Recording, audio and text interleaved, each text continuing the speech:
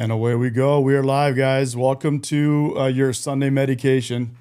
We got some good topics: TDS, Epstein, and tax the rich. Let's jump in.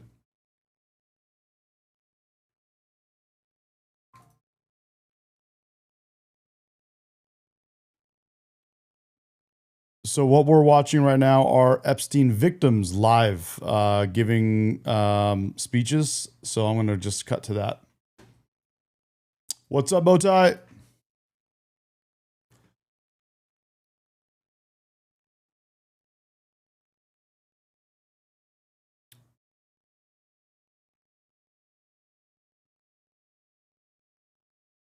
So guys, again, this is live. These are Jeffrey Epstein victims. All the women that you see on your screen above me, those are Epstein victims that will be talking and are currently talking as we speak.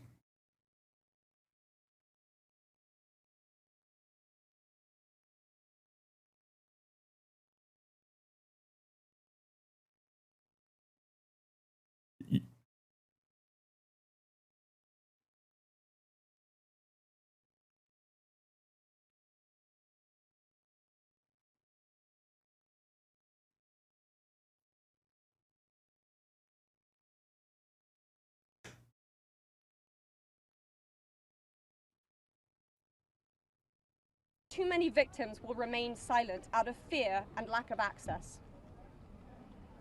The statistics demand action. Nearly 1 in 5 How about now, women Bowtie? in Can you America hear? will experience rape or attempted rape in her lifetime. Every 74 seconds, someone is sexually assaulted. Every 9 minutes, that person is a child. These are not numbers, they are people. They What's are your up, State daughters, Line? your sons, your constituents, your friends. All right, cool. Thanks, man. Statistically, 1 in 5 of your families. What's will up, face this Cheryl? nightmare. All right, guys. So again, if you weren't able to hear me before, we're watching live. These are Epstein victims. All the women that you see on the screen are Epstein victims, and they are speaking live right now. Abuse and abuse of power can come forward safely. And I ask Congress to join me in that effort, not only by passing this bill, but by ensuring that those who step forward have legal support to face their abusers and see justice done. When Judge Berman gave Epstein survivors the chance to finally speak, the world listened. After Let me try and turn it up. Survivors were heard. That moment was historic, and so is this moment. For me, the turning point was when I had my daughter, and on the day she was born, I knew I had a responsibility to protect her and to protect all children. I have to use my voice, the voice that had been silenced by fear and shame for so many years. Make no mistake, my polished exterior is a shield hiding a wound that still bleeds. But through this wound, I have found purpose. To be part of lasting change in how we confront exploitation and abuse. And to be clear, the only motive for opposing this bill would be to conceal wrongdoing. You have a choice. Stand with the truth, or with the lies that have protected predators for decades. I am no longer weak. I am no longer powerless. And I'm no longer alone. And with your vote, neither will the next generation be. President Trump, you have so much influence and power in this situation. Please use that influence and power to help us, because we need it now and this country needs it now. Thank you.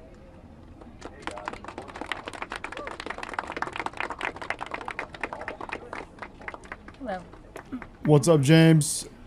And State Line sounds good, man. Love to hear more.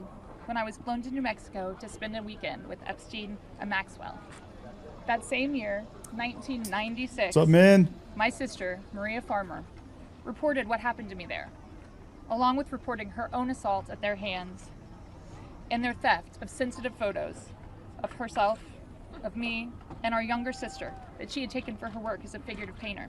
Again, guys, these I are am now Epstein victims 46 that are years speaking old. live. I can't 30 pause years later, I can we pause still it, do but not it'll know just why that stop it. I report can't wasn't rewind and properly go forward. So we're gonna watch this or live. why Epstein and his associates were allowed to harm hundreds, if not thousands, of other girls and young women. We have never been told whether those images were found when they discovered a large amount of child sexual abuse material on his property.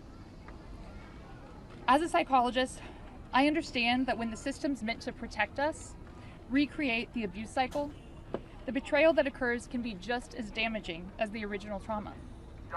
This happens when survivors of these crimes are not believed, when our well-being is not weighed as heavily as those who have more resources or more privilege, and when perpetrators of these crimes are given a platform rather than the survivors of them. For so many years, it felt like Epstein's criminal behavior was an open secret. Not only did many others participate in the abuse, it is clear that many were aware of his interest in girls and very young women and chose to look the other way because it benefited them to do so. And his money. Their choice to align with his power left those of us who had been harmed by this man and his associates feeling very isolated. I could never have imagined being here today and this chorus of support that we have all received. I have been sent so many notes and messages from people with no direct connection to this case who've expressed their solidarity with us. And I believe that is because, in part, as Anushka explained so well, this is an extremely widespread issue of child sexual abuse, of sexual exploitation, of sexual violence. This affects almost every family in some way. From my conversations with women in these last few days and from all of the support that we've received, it's very clear to me that we are not going away, we are not going to be quiet, and we are not going to give up. And I ask the American public to stand with us and not give up. At a time with record high levels of distrust in our institutions and a perception that there are two Americas, one for those with power and privilege and one for everyone else, passing this Epstein transparency bill is one important step that can be taken to prove to Americans that the government does not side with sexual perpetrators. A thorough public review of this information is an important step in preventing the type of systemic failures that have occurred in this case and harmed all of us. An important step towards healing for those involved. Thank you. Someone's asking if this was a press conference from when MTG did several months back. I don't think so. I'm not sure. It's live now. It could very well be a replay of a recent live from the 12th, but I'm not sure of that.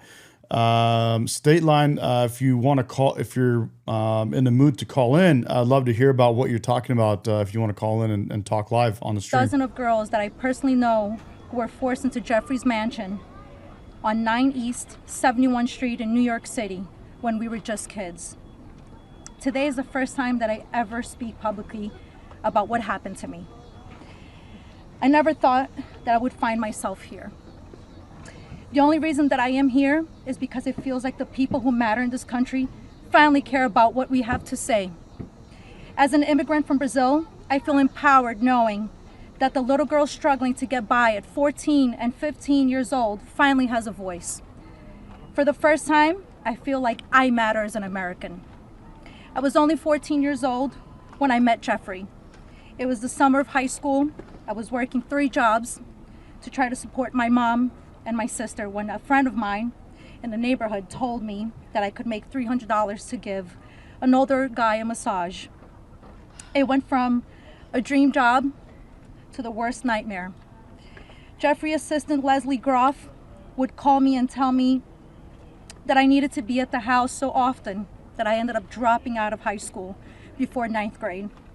And I never went back.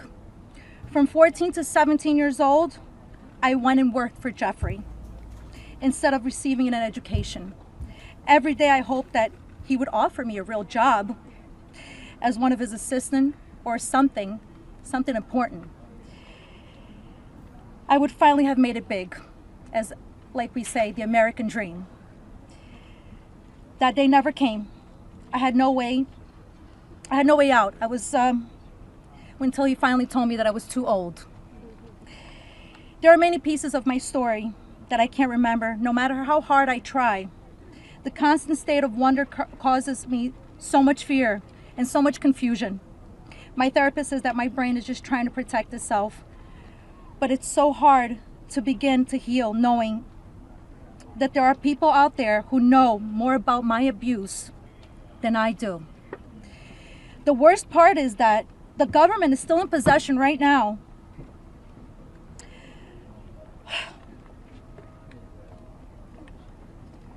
of the documents and information about that could help me remember and get over all of this, maybe, and help me heal.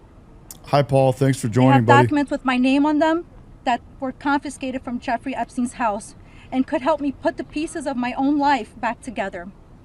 But I don't have any of it. And I know the same is true for many of these women.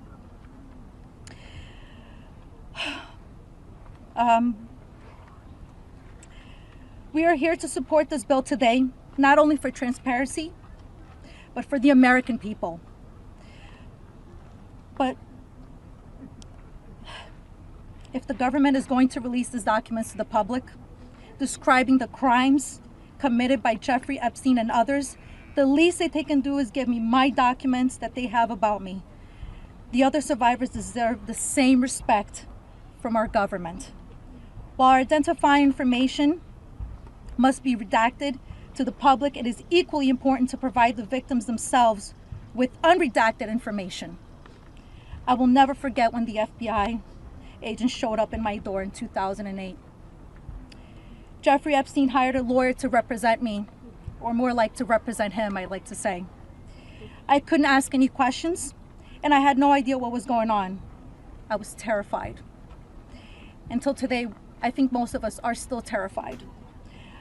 I thought somebody was going to kill me. I thought something was going to happen to my sister or my mother. It went further out to even maybe thinking something would happen in Brazil with my family. And then one day, the lawyer said that everything was just going to go away. Like nothing happened. I didn't need to testify.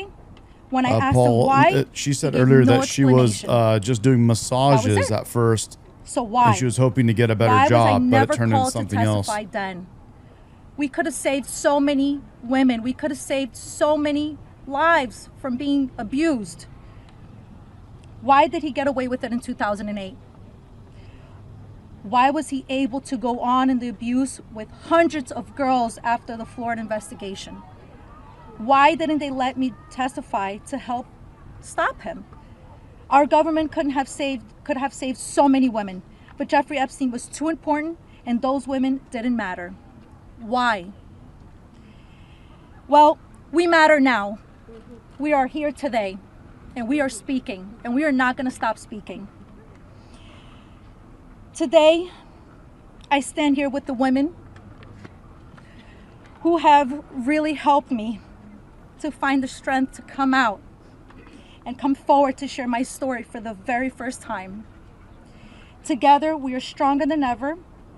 While she may not be with us, Virginia Roberts, we will continue to use our voices to strengthen yours always. Thank you.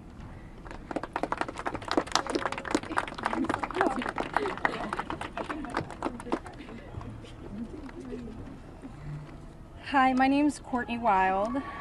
I just wanted to take a second and just have a moment of silence for all the women survivors that aren't here with us today, that passed away due to anxiety, depression, trying to keep up with this case.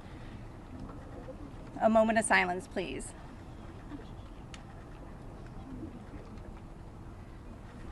Thank you. My name is Courtney Wild. I was only 14 years old when I was introduced to Jeffrey Epstein by a 13-year-old friend of mine. The details of the abuse that he inflicted on me for years is not important today. In 2028, I was cooperating with the federal government in the investigation of Jeffrey Epstein. They sent me a letter telling me to be patient because this was going to be a lengthy investigation, but at the same time, they refused to talk to me and tell me what was going on. So I hired an attorney, Brad Edwards, because I was hopeful to get some answers. When I walked into his office at 19 years old, Brad sued the government for refusing to tell me what was going on under the Crime Victims' Rights Act. The only reason anyone ever found out that the government had already given Jeffrey Epstein immunity through the non-prosecution agreement was because our lawsuit forced the government to tell us. Otherwise, nobody would even know that today.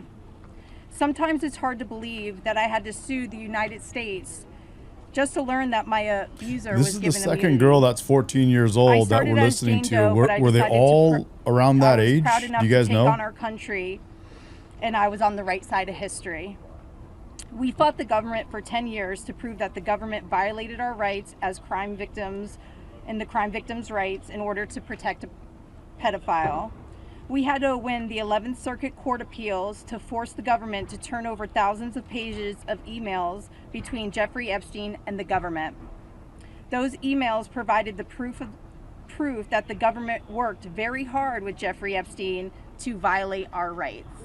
Why? Why did the government work so hard to protect Jeffrey and not so hard to protect me and my other innocent friends? Why was Jeffrey so important to the government, and why was I so insignificant? Why did nobody but our lawyers care before now? It seems people have only started to care because of Twitter and politics. But I would like to say this has nothing to do with politics. This is not a blue thing or a red thing. This is an everyone thing. We can all agree on this. The injustice that has happened here. Multiple, over and over. Everybody that talks about this just seems to make it worse. We need transparency. It's time for us to see beyond the curtain. Why was Jeffrey Epstein so protected? Who is still being protected? And who protected them all, so the world can understand how Jeffrey was able to abuse so many of us for so long. I was lucky to have Brad Edwards, Brittany Henderson, and Paul Cassell take on my case pro bono and fight fearlessly over 20 years' time. I would like to thank them, and I'd also like to ask the Trump administration to please sign off on the Crime Victims' Rights Reformed Act, the Courtney Wild Crime Victims' Rights Reformed Act that's we're trying to get passed here, so we can close the loopholes in the CVRA case that Epstein's attorney used to their benefit to get away with this. Thank you so much.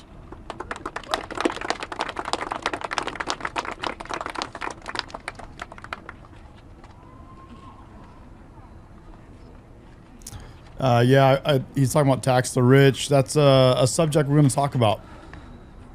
I'm not saying to tax the rich.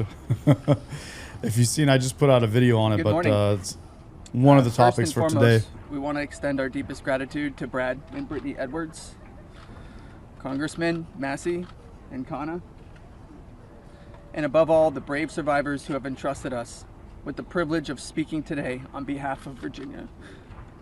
Robert Giuffre, as her family. We are here today because we support H.Res.581, the Epstein Files Transparency Act, in its entirety. But as much as this bill is about shining a light on truth, it's not just about the bill. This is about justice. This is about survivors. This is about justice against the rich and powerful who have stolen something from these women and many children at the time, their freedom. The freedom to live their life without mental and physical scars that have been inflicted upon them by those who thought they were untouchable. The same freedom that these monsters took from these survivors, they should never be afforded. They should never be allowed to continue their lives with impunity. Let's be clear, this is not a political issue. This is not about left or right. This is about humanity. This is about doing what's right. And this is about ensuring that the future we leave behind isn't one where the powerful can hide behind their wealth, their influence, and their money to evade justice. Our plea to you, whether you're a dad, a mom, a brother, or a sister, Look your young ones in the face. Look them in the eye. Yeah, definitely agree with you guys on capitalism in the chat. 100%. I love capitalism. It's the best system. It's the proven system. We have a track record, not only from our country, but the rest of the world. Socialism has never worked. Capitalism has always worked and always provided for the most opportunity for everyone. I did recently put out that video. So yes, we're going to talk about that later, right after this. I got a couple more clips to look at. Survivors in the eye and tell them why. Then look the people of the United States in the W capitalism for sure. and then I updated the title to put quotes around tax the rich because I realized when I put that, it looks like I'm asking to tax the rich. But Virginia said it best, and I quote, "I have physical and mental scars that will never heal. I have memories that will never go away. They say time can heal, but this won't. Not until the justice system makes an example out of these people with so-called privileges. I just call it money. The only time I can begin to heal is when their freedom is taken from them, just like they did to me and literally thousands of other victims. The survivors of this horrific abuse are watching. The American people are watching. And history is watching. Which side will you be on?" Thank you.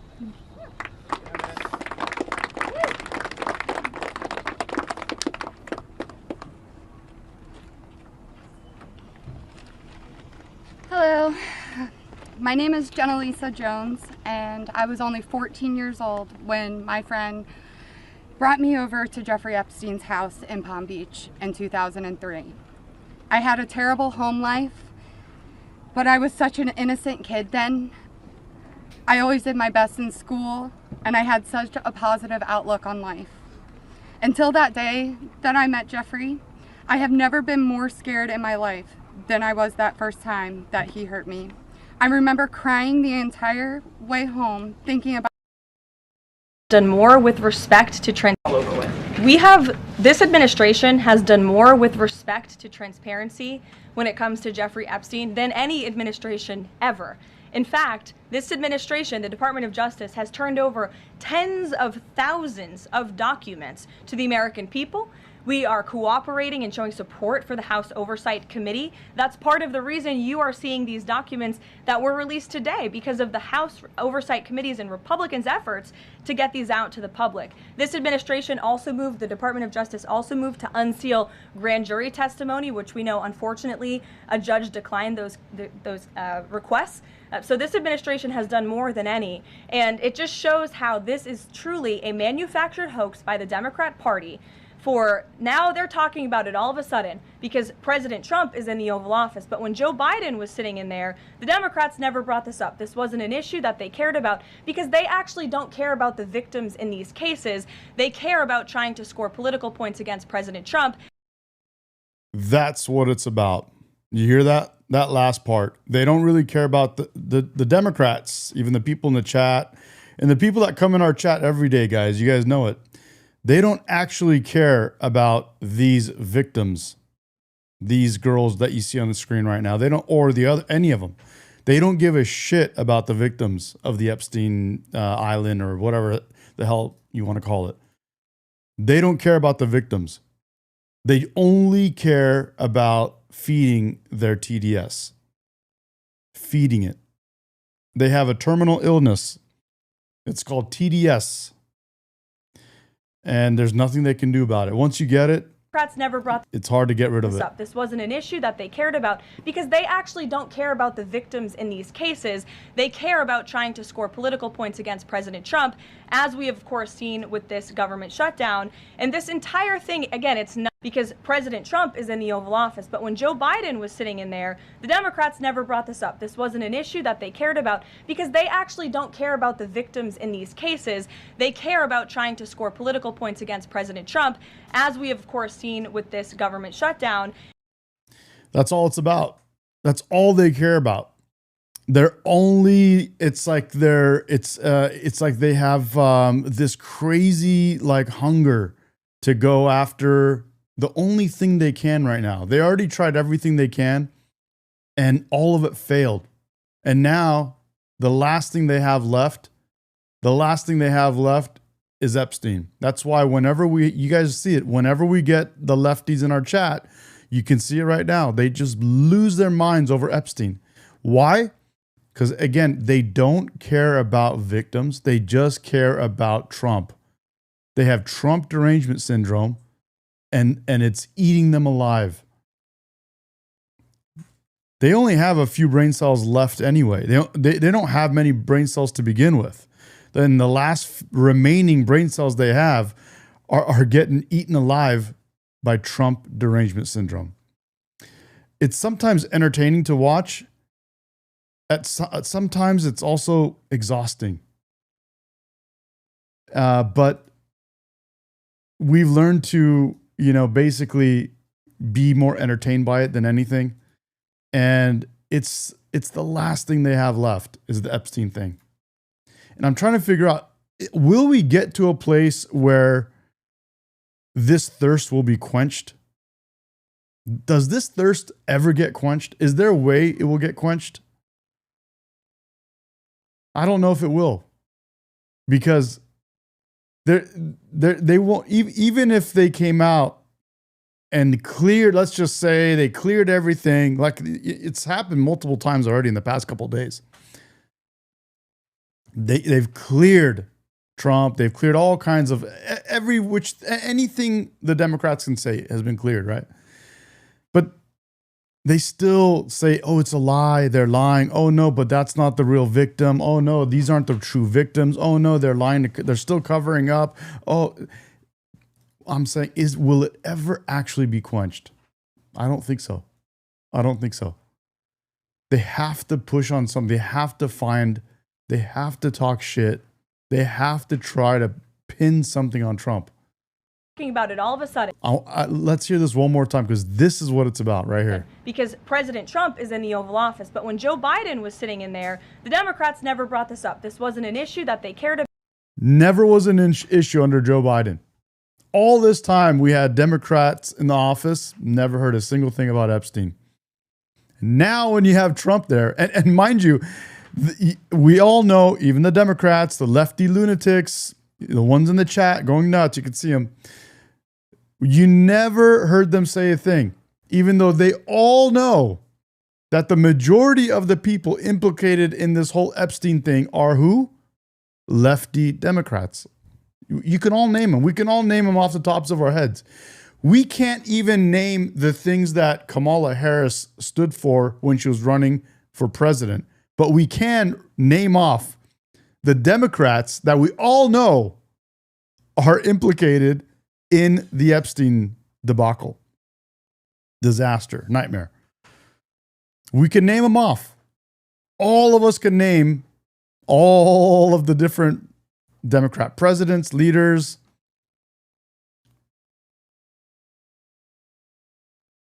And under Joe Biden and any other Democrat leadership, you didn't hear a word. But now when you have President Trump, who came out and said, dude, this island was scum. He's on TV saying that. I can pull it up if I find it. But because they have nothing else on Trump, they tried to say Trump is racist. They tried to say Trump is against LGBTQ. They tried to say Trump is destroying the economy. They tried to say Trump is destroying our Constitution.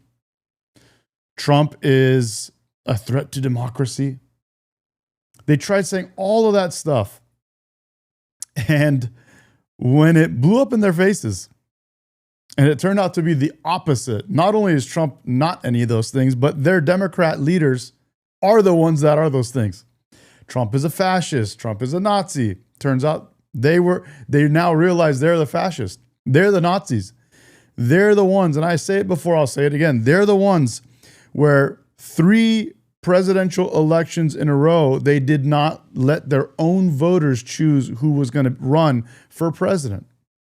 I could name them off. Hillary, Biden, Kamala. None of these 3 were chosen by the actual Democratic voters themselves. None of them.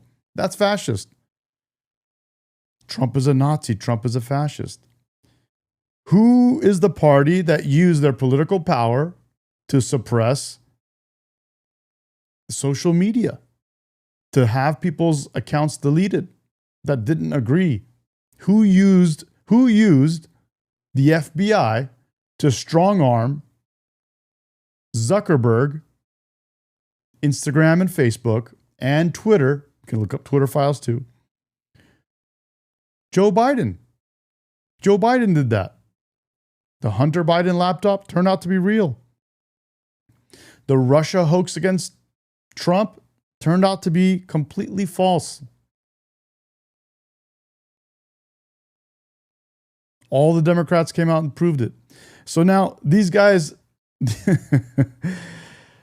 they ran out of all, those things blew up in their faces. Not only did they, run out of those things to say it, those things actually bit them in the ass because they turned out to be completely false, and it became them, their own party that was doing those things. So as we always say, it turned out to be confession through projection. We all know what projection is. Everyone's a psychology major now. Every single person I talk to is now a psychology major. You know what projection is. That's what the Democrats do. They do some dumbass shit, and then they turn around the very next morning and point at Trump and say, Trump did that. And it's like, you mean what you just did yesterday? You're saying Trump did that? It's the wildest thing I've ever seen in my life. By the way, guys, are we going to finally hit 10,000 subscribers on this stream on a Sunday?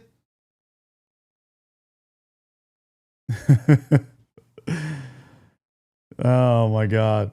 State line, you guys are getting state line worked up, bro. Don't do it. He'll get you guys. He'll cut you guys off. It's funny, bro. I'm enjoying it, man. Let them go off, bro. That's all they got. That's all they got. They're a bunch of loser lefty lunatics that can't control themselves. They can't handle it. They're a bunch of betas. They're Trump haters. They can't, they can't, if I put up, all I got to do is put up an image of President Trump, and TDS will literally melt this chat. Because they know it as well as we all do. Trump is the great white hope. The great white hope. Hit that beta button for Well Hung. Here we go. Well Hung is a perfect example of a beta. Beta. Beta. Beta. Beta male. Beta male. Beta male. Let's zoom in on it so you can hear it and see it. Beta male. Beta male. Beta male. Beta male. Beta male. It's now become entertaining. Loser lefties. Losers. Lazy losers. And what are they? What's the real goal, guys? Guys, what is the real goal? What are they doing? Well, I think here's my theory. We already had loser lefties that want to play victim mentality, that want to do whatever they can to get as much welfare and free shit and to get by without having to really work hard or compete with anyone in their lives. And of course, you had the lefty, crazy, lunatic feminists that have been trying to change men to make them more into women, weaken men, make them into these beta males, and it's worked.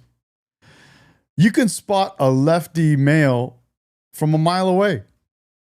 Mile away. These dudes can't even look you in the eye. They can't. And a lot of them love to just transition. And they get all of a sudden this new authority. I'm a woman now. They almost come out and try to provoke you to call to like see if you'll misgender them so they can lose their minds. The bottom line, bro, is they all, after COVID, now COVID comes up after all this feminist stuff and all this lefty stuff where they want to do as little as possible and get as much as possible for free. After all that has happened, then COVID hit. COVID hit, and I think this was very close to being the same time. COVID hits, and then they get to work from home. So now they get to work from home and be even more lazy. And a lot of them, when they were working from home for these companies, ended up doing even half the job that they were doing before. Before they weren't even really working. They'd go into their corporate jobs or their kind of whatever jobs they had, and they would go spend more time on the toilet on Instagram than they would actually working. We all did it. We all work corporate jobs. You would see it. What did these people do? These people literally were the ones, you look around, you're like, where are my coworkers? Oh, they're on restroom break. It's like for like an hour, they're sitting there on the toilet on Instagram. And they learn how to burn time on the toilet, right? And these retards would now, after COVID, go home and do even less work. So now you're like, where's my coworker that's supposed to do all these things who's working from home, right? Where are they? Who knows where they are, bro? They're gone. Nobody knows where they are. Disappeared. Good luck getting a hold of them. Good luck getting them in a meeting. And the meetings were worthless too, right? We had them in meetings. They were doing nothing in the meetings. We were literally sitting there having meetings, not getting any work done. Garbage, pure garbage. Then you have COVID, after COVID, post-COVID. None of them want to come into the office. Companies struggled. To this day, companies struggle to get people in the office. They can't do it. And so what do? They cry. Now they're crying. Now they've completely lost their minds. They can't go in. They're doing right now what we have. Basically, what's happening? It's my opinion. What we have is all of the lefty losers, lazy bums, right, are doing what?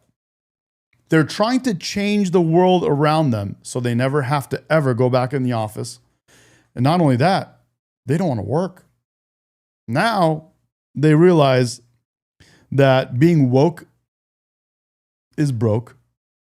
It's a losing ideology.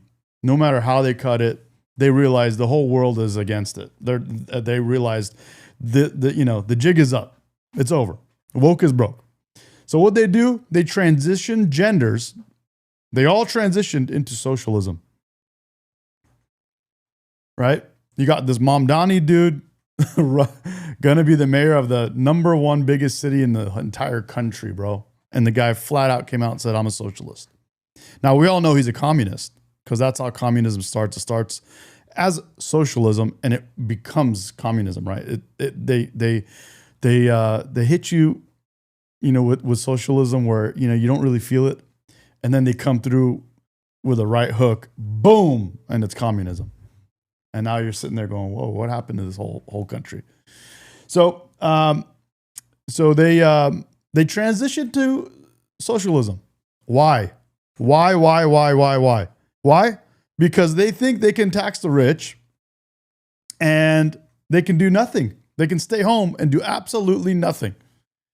If they can tax the rich, they think, this is the mentality. If they can tax the rich enough, they can stay home and everything will be free. Their phones will be free. Their internet will be free. Their housing will be free. Their transportation will be free. Their education will be free. Everything will be free. And what do they get? So that now they can hang out, doom scroll on a couch in their free home with their free internet, with their free phone, with their free, I don't even think they'll go to school. I mean, guys, do you really think they'll actually, if we gave them, Even if we made education free, I don't think they would actually get up and go to school. They won't do it. They'll try to do it from home, and then they won't even do that. Then we're going to have a bunch of morons running, retards, bro, even more so than they are now, that are the Democratic Party. That's what I think is happening. I think they're completely out of their minds. They actually think they can tax the rich so much that they will have the ability to stay home and live for free and never have to struggle again in their lives to do anything, get anything. When in fact, the struggle, the actual journey, and what you become in the journey of life is where you actually get that like enjoyment out of it. Anything that's free, it's not, it doesn't have, it's not that great. Anything you get for free is not that great. And have you ever noticed any of you guys that play a game? Let's just use this example. Any of you guys that play games on your phone, have you ever realized that the moment you beat that game or the moment you win or something's, when it's finished, it's over. Now you're like, okay, now what? Why? Because the struggle to win the game was what had you engaged in playing the game. Not having it won for free or getting you to the, oh, here you go, here you go, you can win for free. You're done. Here, you just won the game. That's like, okay, the game's won. Now I don't want to play the game anymore because I just beat it. It's done. It's not finishing, winning, getting it for free, having it done for you. That's not the fun part. That's not the fun part. The fun part is doing the thing, going after it. And then these morons, right? They think if they tax the rich people, they can live for free. Well, you're already taxing the rich. You're already taxing the rich. How much are you taxing the rich? Let's take a look. How much are you actually taxing the rich? You've been lied to about taxes your whole life. Every time we lower the rate, the government ends up collecting more. Think about this for a second. The top 1% of earners pay over 40% of all taxes. The top 20% pay over 72% of all taxes. And get this, the top 50% of earners in our country pay over 97% of all taxes. Did you hear that? I know, you guys on the left, I know you new socialists, you wokies that have transitioned to socialism now, you lefty loser bums. I know you're allergic to facts. I know that. You're allergic to facts. But these are the facts. These are the facts. Min says, no hat, Medi. Yeah. Should I take the hat off? Do we need to do it without a hat? Allah is watching who scroll without sharing and without using. Oh my this God, phone. that's disgusting. What just happened? You've been lied to about.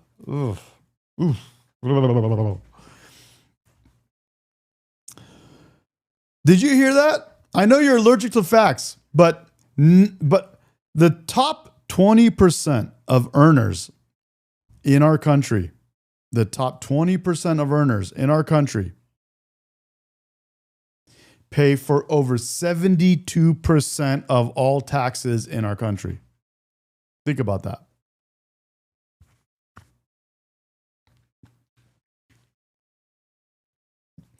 The top 50%. So Here are the bottom 50%. Here are the top 50%. The top 50% of all earners in our country pay for over 97% of your taxes. What do you think you're going to do? You're going to tax everyone 100%, and then you're going to be able to have your stuff for free? And you think people are still going to want to make money to pay 100% of it towards taxes? It doesn't work that way. The more you tax people that make money, the less. Well, here, let me tell you. Taxes your whole life. Every time we lower the rate, the government ends up collecting more. Think about this for a second. The top 1% of earners pay over 40% of all taxes.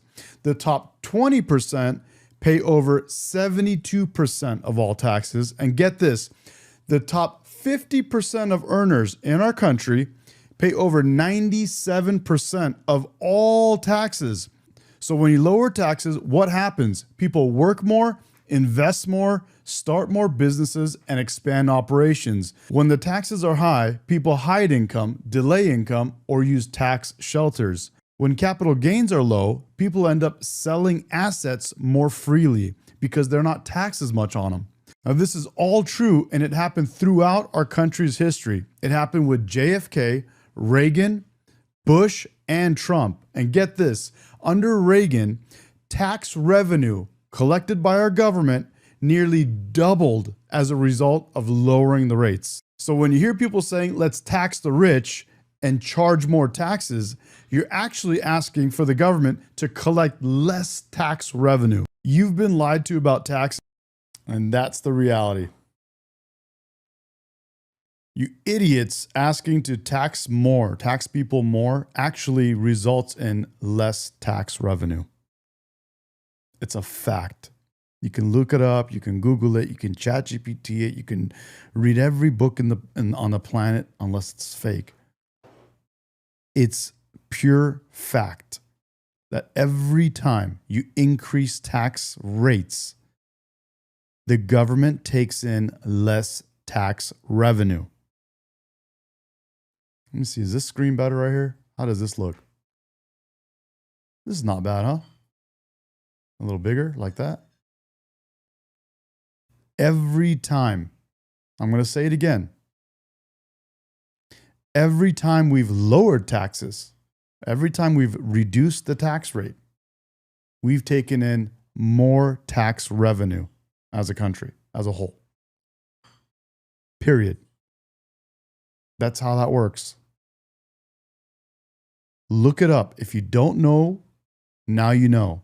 And if you still think I'm lying, if you think it's some type of a MAGA, I don't know, kind of myth or something that I'm trying to take from the poor and make rich more rich, or I don't know whatever it is that you think, look it up.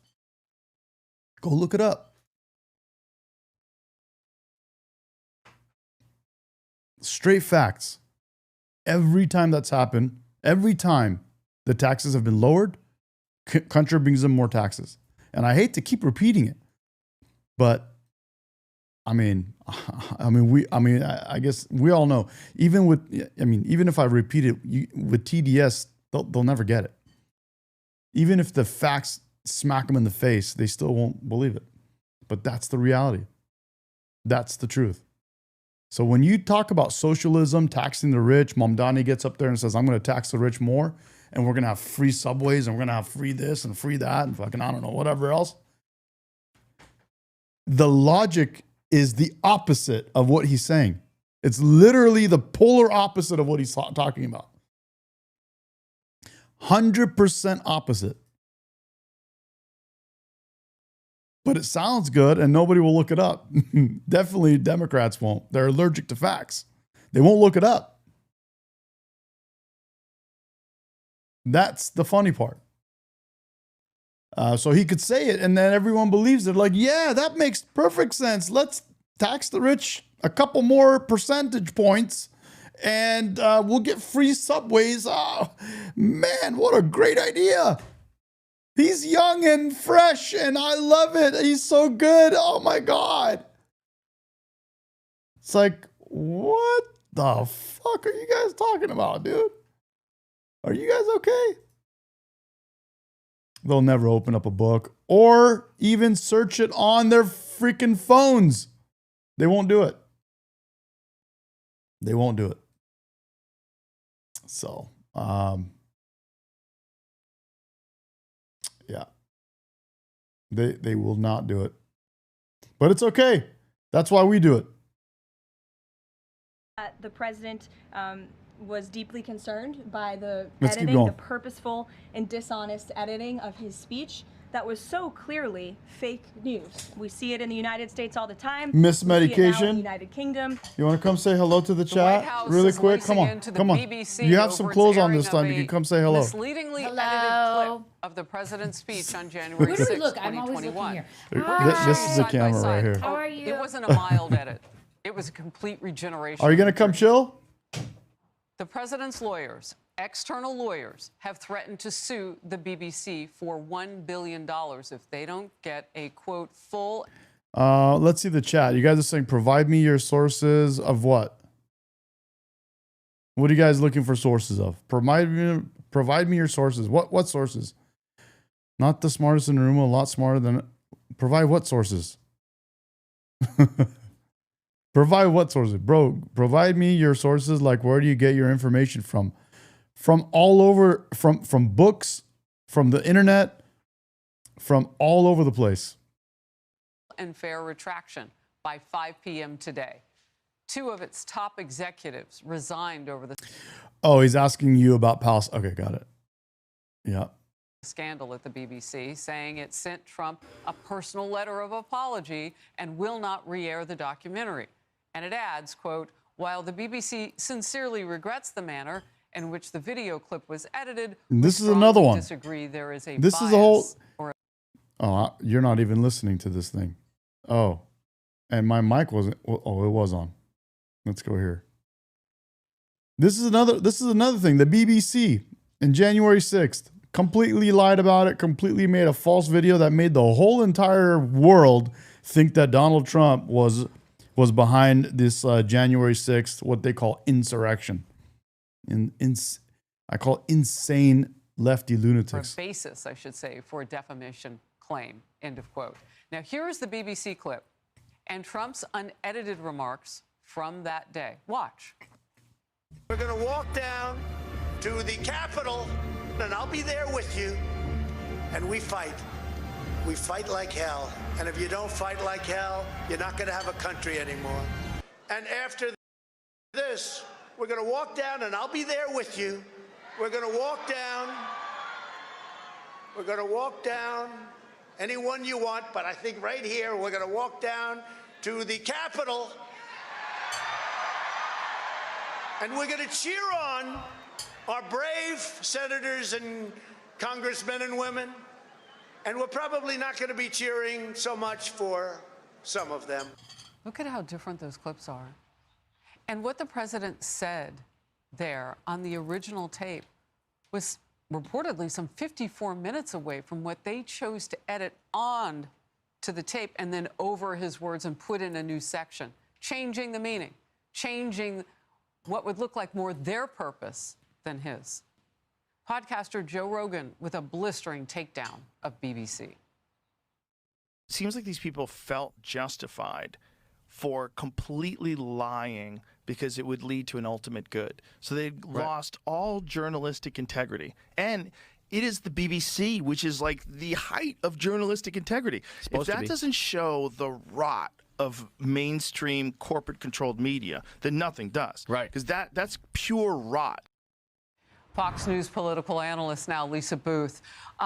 Lisa, when you look at that tape, I mean, it's you can't even say that it's a mistake. It looks purposeful, or maybe it was. Well, it looks like election interference, right? So they rip out what he said in the interim there, which is he said peacefully and patriotically. And then you jump right to fight like hell 54 minutes later? What do you think the objective was here? And they dropped this right before the 2024 presidential election. They were trying to paint the picture that President Trump intentionally incited January 6th by lying to their viewers. And you can look at the 2024 presidential election, Harris. It was really the tale of two edits. You look at what CBC did to Kamala Harris. They edited her word salad to try to make her look, competent and coherent. And then you look at what the BBC did to President Trump. And then this is reinforced by the Media Research Center finding that this was the most biased election we've ever seen in history. And was it worth it for the BBC and CBS? They both have faced financial pressure, resignations, and guess what? President Trump is in the White House. Meanwhile, trust in the media is at an all-time low. So who got annihilated here? All right, next topic for us. The liberal media continued trashing Charlie Kirk 2 months after his assassination. And during an interview this week, Katie Couric, remember her? Katie Couric tried time and time again to get Pennsylvania Democrat Senator John Fetterman to badmouth Charlie. Is this what this retard's arguing about in our chat right now? Like the idiocy is beyond belief. More American tax dollars go to American welfare than to Israel. While U.S. foreign aid to Israel is a significant amount, it is a very small fraction of the overall U.S. budget compared to domestic spending on programs like social welfare. And it goes into it. What are we talking about, bro? We're literally talking to idiots. You can't. It's the funniest thing ever. Kirk, the senator refused to take the bait. A father of young children was shot in public because of his political views, and that's a tragedy. And give people the space to grieve. Do you think that flags should have been flown at half staff? Do you think his body should have been flown on Air Force Two? Do you? Yeah, that's a significant difference. State Line put the numbers in the chat. Think he should have posthumously be given the Presidential Medal of Freedom. I think some people felt that was perhaps over the top in terms of mourning someone like Charlie Kirk. How did you feel about that? I'd say that was his choice and his prerogative, and that was really entirely up to him. Did you have any issues now in hindsight? Oh, sorry. Sorry, that is Truth. Yeah, Truth was saying that he really showed it. And then look, this guy's gone. You don't even see this guy apes. He came in here, totally lied, completely just lies, right? And then you show them the truth and then they bounce. Crickets. Things that Charlie Kirk said and some of the rhetoric he used during his life? I didn't agree with much of it. I didn't closely follow his specific kinds of views. That would never justify what's happened. Lisa, what's your reaction? Well, why does it matter what Charlie Kirk's rhetoric was? He was assassinated. He's dead. What is her intention here? Is she trying to imply that somehow Charlie Kirk had it coming, which is what we've heard from a lot of people on the left, and even worse than that, some celebration from the left? And I would argue that the media is actually to blame for a lot of the violence and the discord we've seen in the country, particularly when you were following that live coverage of what... Damn, he's lost it. Dude has lost it in the chat, bro. Look at him. Completely freaking lost it. Now he changed what he's saying completely.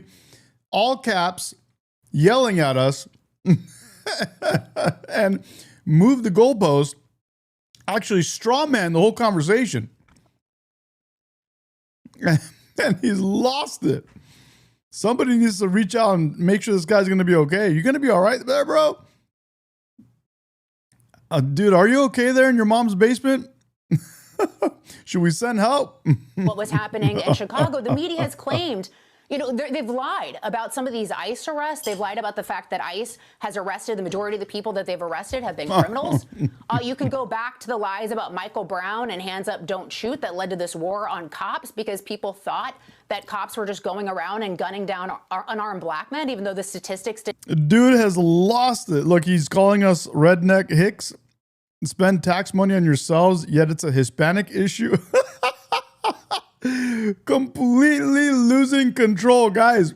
I think we should send help, dude. Didn't prove that out. Or you can look at what happened to President Trump and his attempt, the assassination attempt against him. I mean, the media lied about what he said about Charlottesville. He explicitly condemned the neo-Nazis and the KKK, but the media lied because they wanted the viewer at home to believe that somehow President Trump is in bed with the KKK and the Nazis. So the media owns this environment that we're living in, and it's time for them to wake up and start being honest with the American people. Well, look, this is crazy to watch, bro. Kirk. Look at what she says here. I know that we got caught up in the chat with these lazy lefty loser bums, but let's listen to what this lady says, because this is pretty nuts, dude. Listen to this. Time and time again to get Pennsylvania Democrat Senator John Fetterman to badmouth Charlie Kirk. The senator refused to take the bait.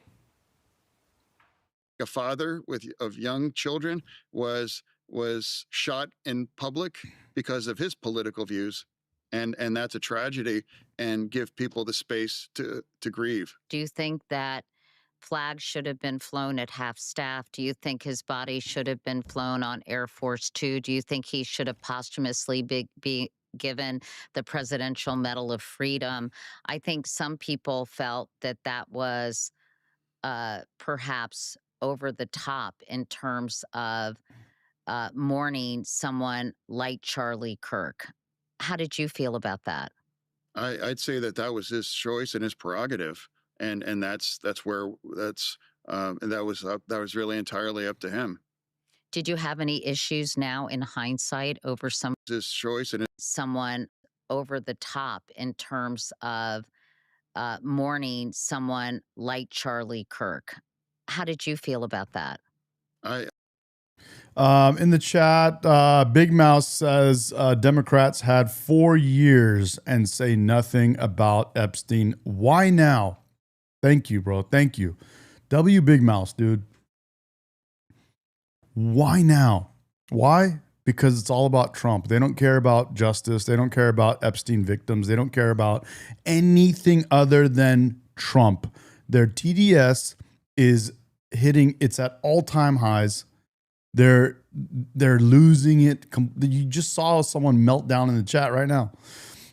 They are Trump haters, and they are beta males. You are a Trump hater, and you are a beta male. Beta male. Beta male. Beta male. That's what it is. They can't help themselves.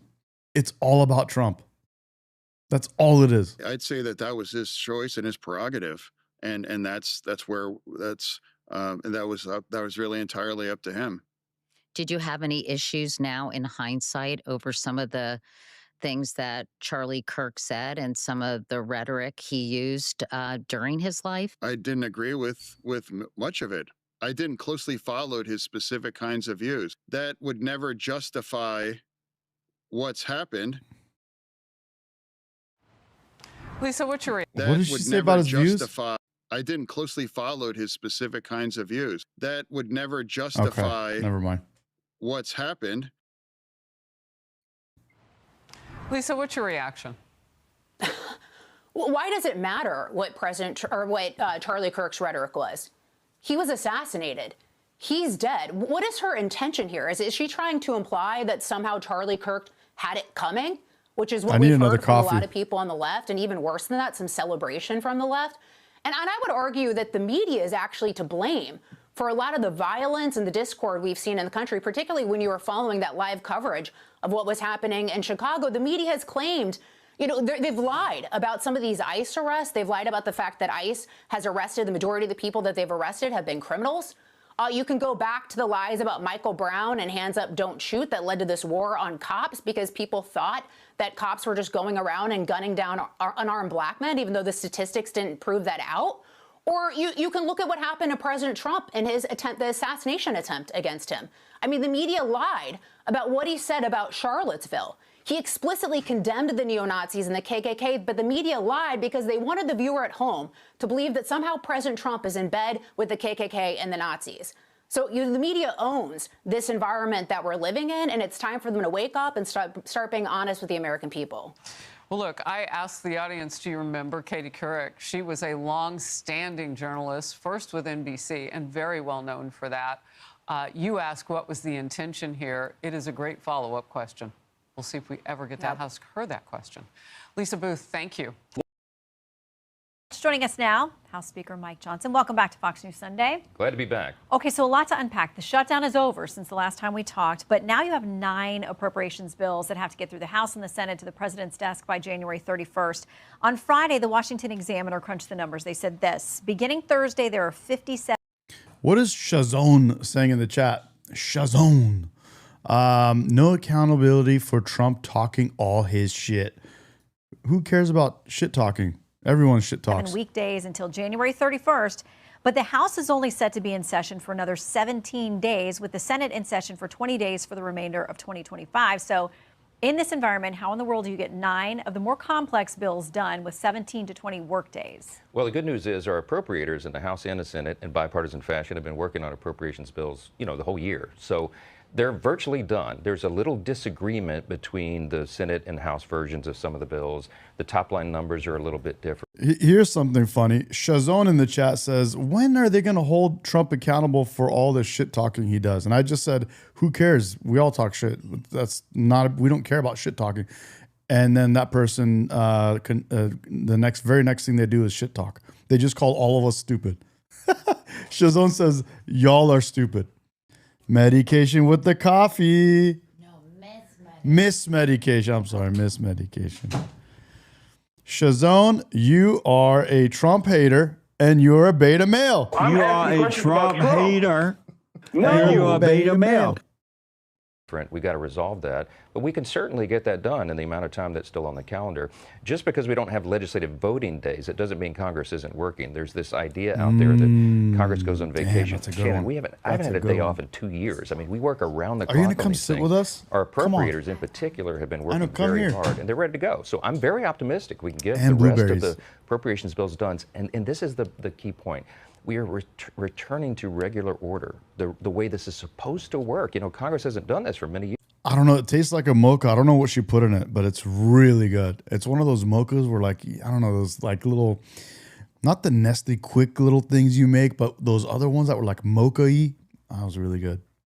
And I'm really proud of this achievement. Having gotten 3 bills signed into law on Wednesday night, 3 approach bills is a big achievement. I know that seems like a low bar, but we're getting Congress back to the way it's supposed to work so that we can be better stewards of the taxpayers' dollars. So this idea of you haven't had a day off, but Shazone is again one of those. I think Shazone has a lower level of TDS. It's not like a high level.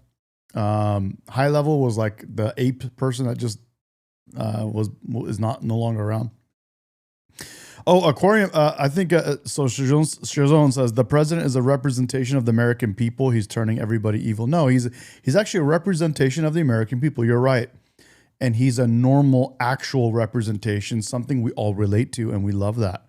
We're happy about that. We are glad that there's someone there like Trump who is actually normal and relatable. What did Big Mouse ask? Aquarium says, Big Mouse asked me a question. Oh, he says, what's your thought about BBC interfering with our election? Should Trump sue BBC? Yes. Not only do I think Trump should sue BBC, I think Trump should sue BBC for more than what he's suing them for. I think, like State Line just said right now, he said it's difficult suing a foreign-owned corporation. There's hurdles to it, but I think he should go after it. And I think he should go for more than $1 billion or $5 billion that that I've heard he's going to sue them for. I think what they did, the way they convinced the entire world that what they played was how it went down, it changed everyone's mentality in a way that has exacerbated anything that has been going on with this TDS and everything, about politics. The whole, literally, January 6th has been doctored as a result of that video. And so if the real video was out there, it was actually peaceful. He said, we're going to go cheer on our senators, our congressmen and women. So, you know, I definitely think he should be going after them for way more than he's going after them. You know, your critics are saying, because that's undermining America. We're America, bro. We should not ever put up with anyone doing that for us or to us. We don't need any outside entity or anyone inside in our interior to manufacture that type of bullshit. We're the greatest country on the earth. We're the greatest country in the world. We should never put up with anyone doing that to us. well, the House hasn't been here. We hear, Even if it's ourselves, honestly, we should try to do our best to make that shit clean. Like, the guy didn't say that. Like, go after him, sure, absolutely, go after Trump, but for the right reasons. And I'm about that. I'm about justice. I'm about holding even the people that I like accountable. That's why we have the country that we have. That's why we are America. But do it right. Go after him for the right reasons. Don't manufacture something just because your side sucks. for paid vacation for 6, 7, 8 weeks. Just because you realized woke is broke and you're screwed, and the whole thing that you were pushing in your media is the inverse of what you thought it was, and your constituents and your voters have figured you out, it doesn't mean you have to make up shit and manufacture bullshit about the other side. You're not playing fair. Meanwhile, you have Trump actually playing fair. And he's made out to be this liar, this fascist Nazi. I mean, go down the list. Anything. All day long. Just because your side sucks. Right? What James is saying. Just because your side sucks and is losing, it doesn't mean you go making up shit and pointing to the other side. Work on yourself. Make yourself better. I truly think, I always say this, the Democrats would have won if they would have just looked in the mirror for 2 seconds. That's all you had to do. Look in the mirror, make some adjustments, and you would have won the last election. Literally would have won it. But they changed nothing. They changed nothing from the last election. They changed nothing while they were losing the election, and they've changed nothing afterwards. They keep perpetuating the same shit over and over again. To what end? To further fracturing their own party. Weeks that members have not been here. And listen, I've heard from Republicans too, some of them frustrated that there wasn't work happening here on issues that could have been handled outside of the shutdown. There were about 3 of them that were frustrated. 99.9% of House Republicans were united in that. And they will tell you, and they have said publicly and privately, they've had some of their best work of their careers during the shutdown because they were in their districts with their constituents, helping them navigate through the chaos of the shutdown that the Democrats created. Remember, the Democrats in Congress voted 16 times to keep the government closed, to bring on the longest shutdown in U.S. history, and to exact all this pain on the people. And for what? I mean, millions of American families went without food on their tables over this period. You had millions of Americans stuck in airports and stranded because their flights were canceled. You had troops wondering where their next paycheck was going to come from. And it was all for naught. They got nothing out of it. And I think that's why you see the backlash against the Democrat leadership, because we... Not only do you see the backlash, but you see them doubling down on Epstein and everything else because they lost this whole shutdown bullshit, this debacle. It blew up in their faces. Again, I say it, Hakeem Mahmoud Abbas Mohammed Jeffries should put on his sombrero. Min says, Medi posting what I'm eating on Discord. Oh, okay. We tried to talk him out of that and we couldn't. Well, speaking of the appropriators, let's talk about one of them, House Democrat Rosa DeLauro. She's the ranking member of House Appropriations. Here's how she describes the situation. She says President Trump and Russ Vought's illegal stealing of funds from American communities has made it difficult to reach any appropriations agreement. Those challenges are compounded by Senate Republicans' decision to secretly insert language into the legislative branch bill that would aid what she calls January 6th insurrectionists. We'll get to that separately, but it does not sound like she's going to be an easy sell on the remaining 9 bills. It doesn't sound like she'll be an easy sell, but we're going to have to get together in bipartisan fashion and do it. I understand that Democrats are very upset that the White House and this administration have used their rescission power. That's a power that every president has. It's part of the system. And they have a fiscal responsibility, a stewardship obligation to do that. If you see that funds are being misused or being wasted with fraud, waste, abuse, then the administration is supposed to take action and request of Congress to claw back. Oh my God, Min, are you serious? That looks so good. Wow. Can I put this here? Oh my God, bro. Min says this is what she's eating right now. Oh, Miss Medication. Are you looking? Are you looking? Wow. Yeah, she's looking. There she is.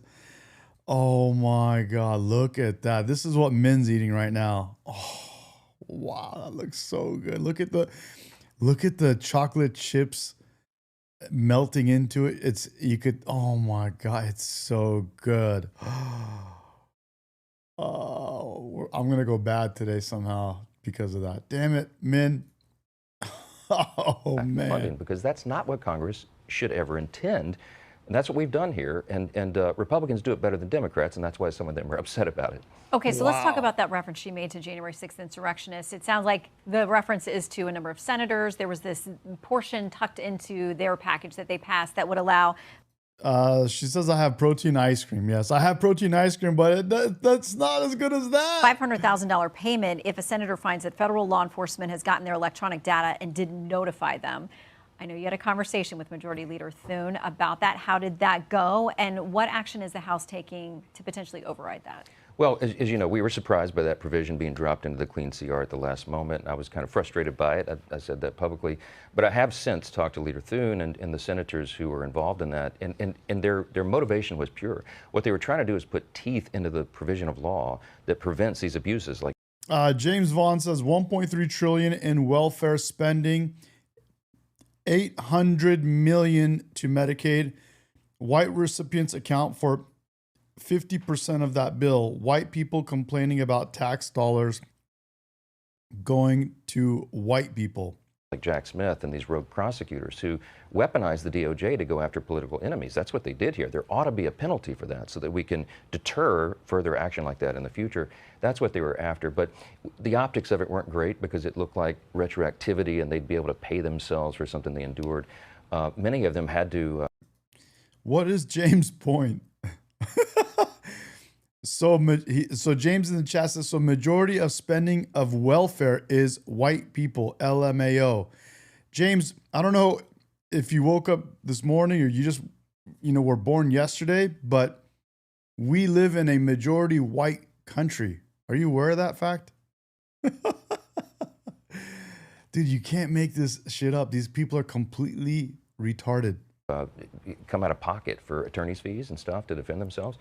But I think we need to adjust the dates on it so that the optics are better. But I think getting teeth to that provision is an important thing that we all ought to be in favor of. Is there going to be a House measure that would just change the dates but allow that potential penalty to stand or get rid of it altogether? We probably will repeal that provision. That bill's already been filed. I had to commit to my members that we would do that. We were all surprised by it. But I've talked to the senators about something that's more meaningful and reasonable, and I think we can all get together on the same page. Okay, so... Miss Medication is right. She says exactly, Akko. He has no self-control when sugar comes into play. I don't. I become a savage beast. The Senate has promised to vote on extending the Obamacare subsidies. That was the main problem with most Democrats and why they didn't want to move forward with reopening the government. GOP Congressman Jeff Van Drew, though, over on the House side, he told NBC News this: not only is it morally bankrupt, it's political suicide for Republicans to let the subsidies expire without an alternative in place. Any scenario...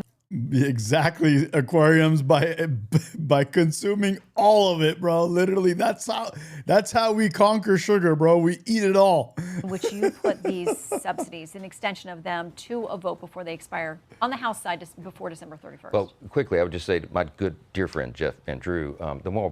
Dude, 60 some more followers, and I hit 10,000. Is that crazy or what, dude? 2 months to 10,000. Bankruptcy That's was the Democrats insane. who wrecked American health care. Remember in 2010, they created the Unaffordable Care Act. It did exactly the opposite of what they promised. Thank you, Premiums guys. have risen dramatically since that time, and they're continuing to go up. Part of the reason for that is that instead of fixing the problem, the Democrats just want to subsidize the broken system. They want to spend taxpayer dollars and dump it onto the broken system.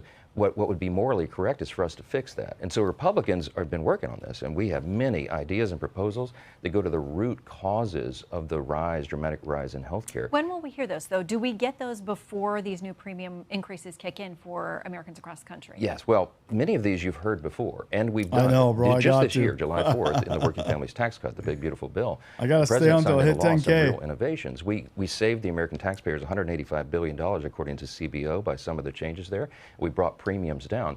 But this is what's interesting. We had another provision in that, in the House version of the Working Families Tax Cut that went to the Senate, that would have brought premiums down on average 12.7% across the country. Senate Democrats fought to take that out of the bill, so it didn't make it to the president's desk. We have more ideas like that. There's a lot of ideas that can bring down the cost of health care, increase quality, increase access to care, and you'll be seeing that rolled out in the next couple of weeks. Remember, we were always planning to do this in October, November, December. Ironically, it's the Democrats who took all that time off the clock by engaging in their shenanigans for political purposes. All right, so the next couple of weeks, we will watch for that. Now, something that's going to happen this week is this vote on the Epstein files. This is with respect to what the DOJ's got, anything about plea deals, settlements, investigations, those kinds of things. But your counterpart, House Minority Leader Hakeem Jeffries, says, despite what you got from the House Oversight Committee this week, you guys are still hiding the ball. Here's what he says. The American people just deserve the truth, the whole truth, and nothing but the truth as it relates to the Epstein files that Donald Trump and his minions made a big deal about for years, but now all of a sudden that they're in office, they're trying to bury this information. And the president has said unequivocally there's nothing there regarding him and pointed out that if Democrats had it, they would have released it by now. So why is there any resistance to releasing any of this information? What can you tell us about scheduling the vote this week? First of all, I have to point out what Hakeem Jeffries just said there is comical. Remember, the Biden DOJ had every one of these files in their possession for 4 years, and neither Hakeem Jeffries or Ro Khanna or Thomas Massie or any of them ever said a word about it. They're doing this to go after President Trump on this theory that he has something to do with it. He does not. The people have already said, Virginia Giuffre, whose name was redacted by the little leaked email that the Democrats put out. They cherry-picked 3 emails out of 20,000 documents to try to imply that the president was guilty, but they took her name out. Why? She's the one who came out and said he had nothing to do with it. President Trump has clean hands. He's not worried about it. I talked to him. You guys hear that? Do I have to play that again? Did you guys hear that? I know we're all lost with these loser lefties in the chat, but did you hear what he just said? Hakeem Jeffries just said there is comical. Remember, the Biden DOJ had every one of these files in their possession for 4 years, and neither Hakeem Jeffries or Ro Khanna or Thomas Massie or any of them ever said a word about it. They're doing this to go after President Trump on this theory that he has something. I should make a reel about this, shouldn't I? You know what? I'm going to do that. Any of this information. It's at minute 750 on this video. Let me copy this. What can you tell us about scheduling the vote this week? First of all, I have to point out what Hakeem Jeffries just said there is comical. Remember, the Biden DOJ had every one of these files in their possession for 4 years, and neither Hakeem Jeffries or Ro Khanna or Thomas Massie or any of them ever said a word about it. They're doing this to go after President Trump on this theory that he has something to do with it. He does not. The people have already said, Virginia Giuffre, whose name was redacted by the little leaked email that the Democrats put out. They cherry-picked 3 emails out of 20,000 documents to try to imply that the president was guilty, but they took her name out. Why? Literally put that on a loop, bro. Exactly, Brian. She's the one who came out and said he had nothing to do with it. President Trump has clean hands. He's not worried about it. I talk to him all the time. He has nothing to do with this. He's frustrated that they're turning it into a political issue, and it's not surprising because the Democrats have nothing else to talk about. What are they? They have nothing else to talk about, bro. This is going to make a sick-ass reel, dude. Oh, this is going to be accomplished nuts. in 10 months. Epstein is their entire game plan. I bet you I'll get a million views on this reel. If I make this after the stream, I'll get 1 million hits on this reel within 7 days. So we're going to take that weapon out of their hand this week. They hit the 218 signature threshold. And you know what I did? My I phone offered it on the ringtone? floor to pass by unanimous consent, the discharge petition. Guess who objected? The Democrats. If they were really... Shazone is a beta male. Beta male. Beta male. Beta male. Beta male. Beta male. That's amazing. Shazone, again, you are a Trump hater and you are a beta male. You are a Trump hater and you are a beta male. For transparency. If this is really about helping victims and all that, they would not have stopped. What's up, Nibo? Thank you, bro. The Porsche in the background is sweet, bro. I love that Porsche thing in the background. I have one, and I've been a huge fan of Porsches my whole life. I've rarely been an adult and not owned a Porsche. I always did everything I could, made all kinds of as much money as I could, and saved up to always own one, and I do. Stopped the passage. We talked about when I hit 10K, I'll do a little tour of the Porsche, but it's a track car. I actually have a Porsche, and I've made it. I've completely set it up for the racing track. So it'll be on the floor again next week. I suspect there'll be lots of. And I've taken it out on the track many times.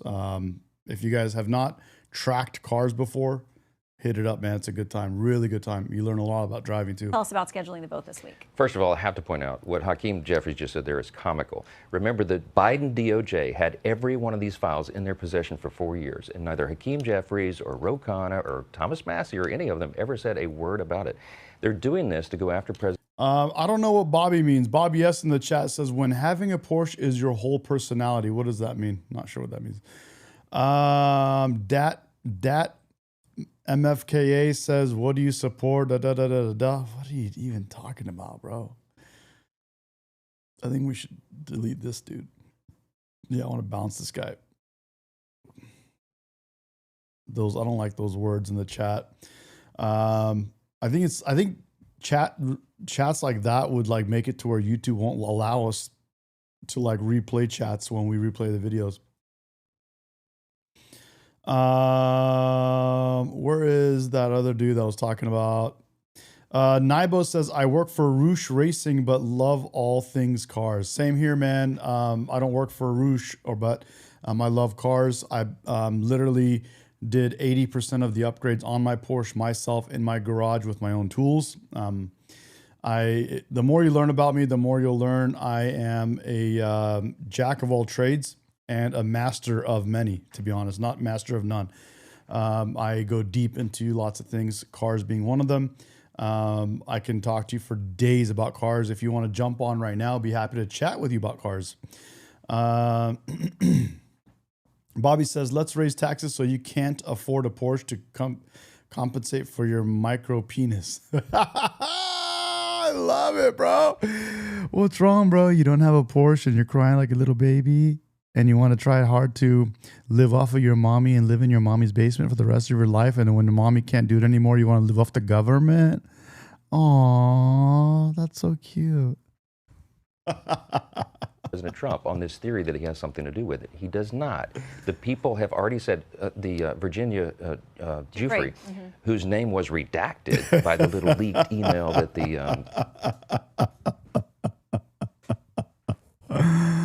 Aww, that's so cute. Unsub says, Bobby is just a broke little bitch pissing and crying about everything everybody else has, but he doesn't want to work for anything. Let's zoom in so you can get a better look. Damn, bro. Damn. How about that? How about that? You suck, bro. You suck. That the Democrats put out. They cherry-picked 3 emails out of 20,000 documents to try to imply that the president was guilty, but they took her name out. Why? She's the one who came out and said he had nothing to do with it. President Trump has clean hands. He's not worried about it. I talk to him all the time. He has nothing to do with this. He's frustrated that they're turning it into a political issue, and it's not surprising because the Democrats have nothing else to talk about. What have they accomplished in 10 months? Epstein is their entire game plan. So we're going to take that weapon out of it. I have the portion, one of the videos that I've made, one of the live streams. I'd have to dig in. I've done so many live streams, I have to find it. But I do have it on there. It's pretty cool. Man. This week, they hit the 200. But I'd be happy to talk cars, man. I love talking cars. It's one of my favorite things, man. And I do go to car shows, and I do live stream on car shows once in a great while. I haven't done it in a while. We have one of the biggest car shows, car coffee meets in the whole country here in Southern California. It's right there in San Clemente. It's called South County Cars and Coffee. I go there sometimes and do live stream. An 18 signature threshold. And you know what I did? I offered it on the floor to pass by unanimous consent, the discharge petition. Guess who objected? The Democrats. If they were really for transparency, if this is really about helping victims and all that, they would not have stopped the passage of the discharge petition. So it'll be on the floor again next week. I suspect there'll be lots of votes that we'll just get this done and move it on. There's nothing to hide. And the Oversight Committee is releasing far more information than the discharge petition, their little gambit, ever even anticipated. They never even mentioned in the discharge the Epstein estate files. And that is the treasure trove of documents that's given us Epstein's flight logs, his personal records, his financial ledgers, his daily calendar. Since when have you heard anyone talk about Epstein as much as Republicans and give you as much information as Republicans? Since when, dude? Since when? Since never. That's the answer. The answer is never. Never, ever, never. Never. Kinder and gentler America. That it's kinder and gentler. One who just. All right. So let me ask you, just step back out that in your lap to see what you do with it. Almost decades, Barack Obama is. So here's the question. You've described him, you've described the academic elites. To what extent that fails? None of that was anticipated. So the discharge that is wasn't totally the video I was moot. looking for. It is Let's a see. political I want to see exercise, what and this is right My here. film is truth. My film lets people see racism in a way they've never seen it before. Do you know that I never saw that growing up? My parents didn't see it. My grandparents. It's all made up. It's not true. Maybe you've lived in this beautiful rose-colored world. All of my friends. But I'm telling you, what I've seen blacks be treated negatively. By whom? By white people. So you've seen black people being treated. Who? I'm born and raised in America. Never seen it. Have you seen black people treat white people negatively? Absolutely. And so did you correct them? Whenever I can, I can. But here's the thing. Cracker, on the heels of what we've seen with these cops that have been killing these black people, when was the last time you saw an article headline says, unarmed white man killed by cops? Unarmed white man killed by cops? I don't know if I ever seen that. So, but we've seen it now. I have seen but we know, but hold on, you've answered that. But we've seen it now happen in multiple weeks over the last several months. If black people were not fighting with the cops, if they were not criminals running away from cops. We saw on video George Floyd was not fighting with the cops. George Floyd was sitting there. We don't know what George was a criminal as well. You do know that, right? Of course he was. But also, what does the Bible say about criminals? He pulled a gun to a pregnant woman's stomach. Understood. But let me ask you the this. Bible talks about sinners sinners who go on to Let me ask you this. If these black people who have been killed by cops, and apparently last year was only 9 or 10, but if they were not criminals running away from the cops, would they be dead? The cops need better training. Would they be dead? Ahmad was jogging in a neighborhood. He got hunted down by 2 white men. One's a former cop. I'm asking you a question though. Would they be dead if they followed the instruction of the cops rather than fighting with them and running from them and taking tasers and cursing them out and resisting arrest? Would they be dead today? Those cops were wrong in the way they even approached them. No, but would they be dead today? They were wrongfully treated to begin with. Those cops were bad cops. Would they be dead today? Ask a question again. If those thugs that you mentioned had not been criminals in most cases, running Ahmaud away, wasn't a thug. and are running away from the cops. Breonna wasn't a thug. Fighting with the cops. Breonna got shot Hold in on. her home Hold on. doing nothing. Cursing out the cops, carrying on. He shushed Would them. they be dead today? Wait, who cursed out the cops? These people that are dead, they yell at the cops, they call them names. Ahmaud was pleading for You're his not life answering and my asking to question. see his mother before he died, and she was already dead. I'm asking you a particular question. None of the 4 people I just I'm asking mentioned you a were simple cursing at the question. cops. Would they be dead had they followed the instruction of the cops? They were following the instructions of the cops, and Breonna had no instruction. Breonna was shot dead in her apartment. With Breonna, were you there? Were you there? No, I'm asking you, were you there? You keep bringing her up. Were you there? I was not there. So how do you know what you're saying is true? Well, I don't think that everything that we How do learn you on know the what news is a you're lie. saying is true? Well, how do you know that? No, you're not answering the question. You can't ask the question with a question, man. Say, ask the question. I'm black and I'm slow. You gotta help me. No, you ain't slow. You smart. I'm slow. And you like to play these chess games in your dialogue, try to get me in these corners. Get him, Jesse. Come on. It's okay. Come on, I Jesse. understand. Get his ass. I'm asking you, if these people had not... Ahmaud was shot running, jogging down a road. He was shot dead by a former cop. I have no idea who Ahmaud is. I really Ahmaud don't care. Arbery in Florida. I really don't George care. Floyd was George Floyd. I'm getting excited. Yeah, I know.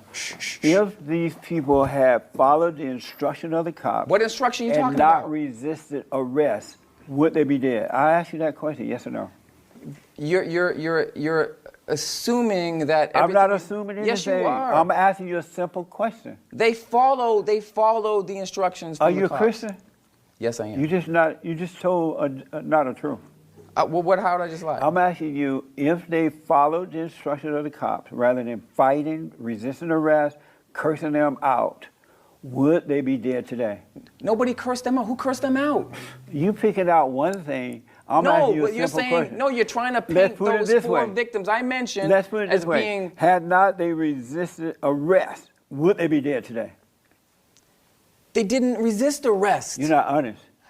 So let's move on because did of time. not resist arrest. Let's George move did not on resist because of time. arrest. Let's move on. You're not being honest. No, But I'm you're being. nice. You can't You're call me nice. a liar when I'm not lying.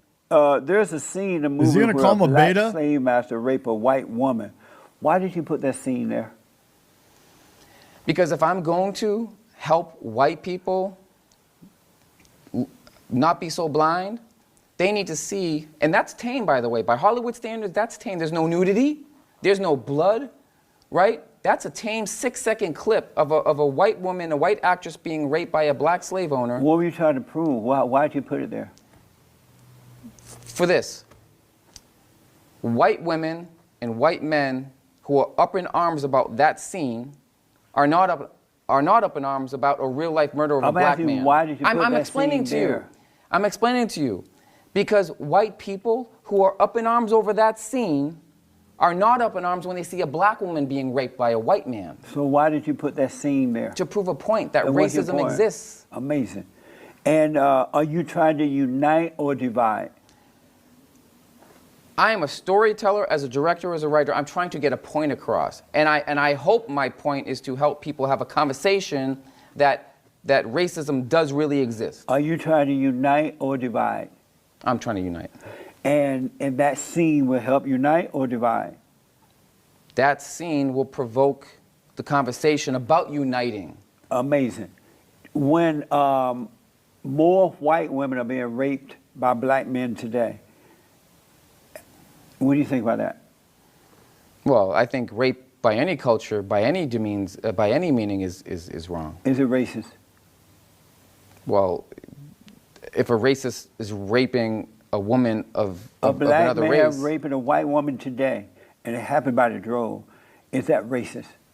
it's as racist as a black man raping a white woman as a white man raping a white woman, raping a black woman. So I'm asking this. Black men raping white women today, is that racist?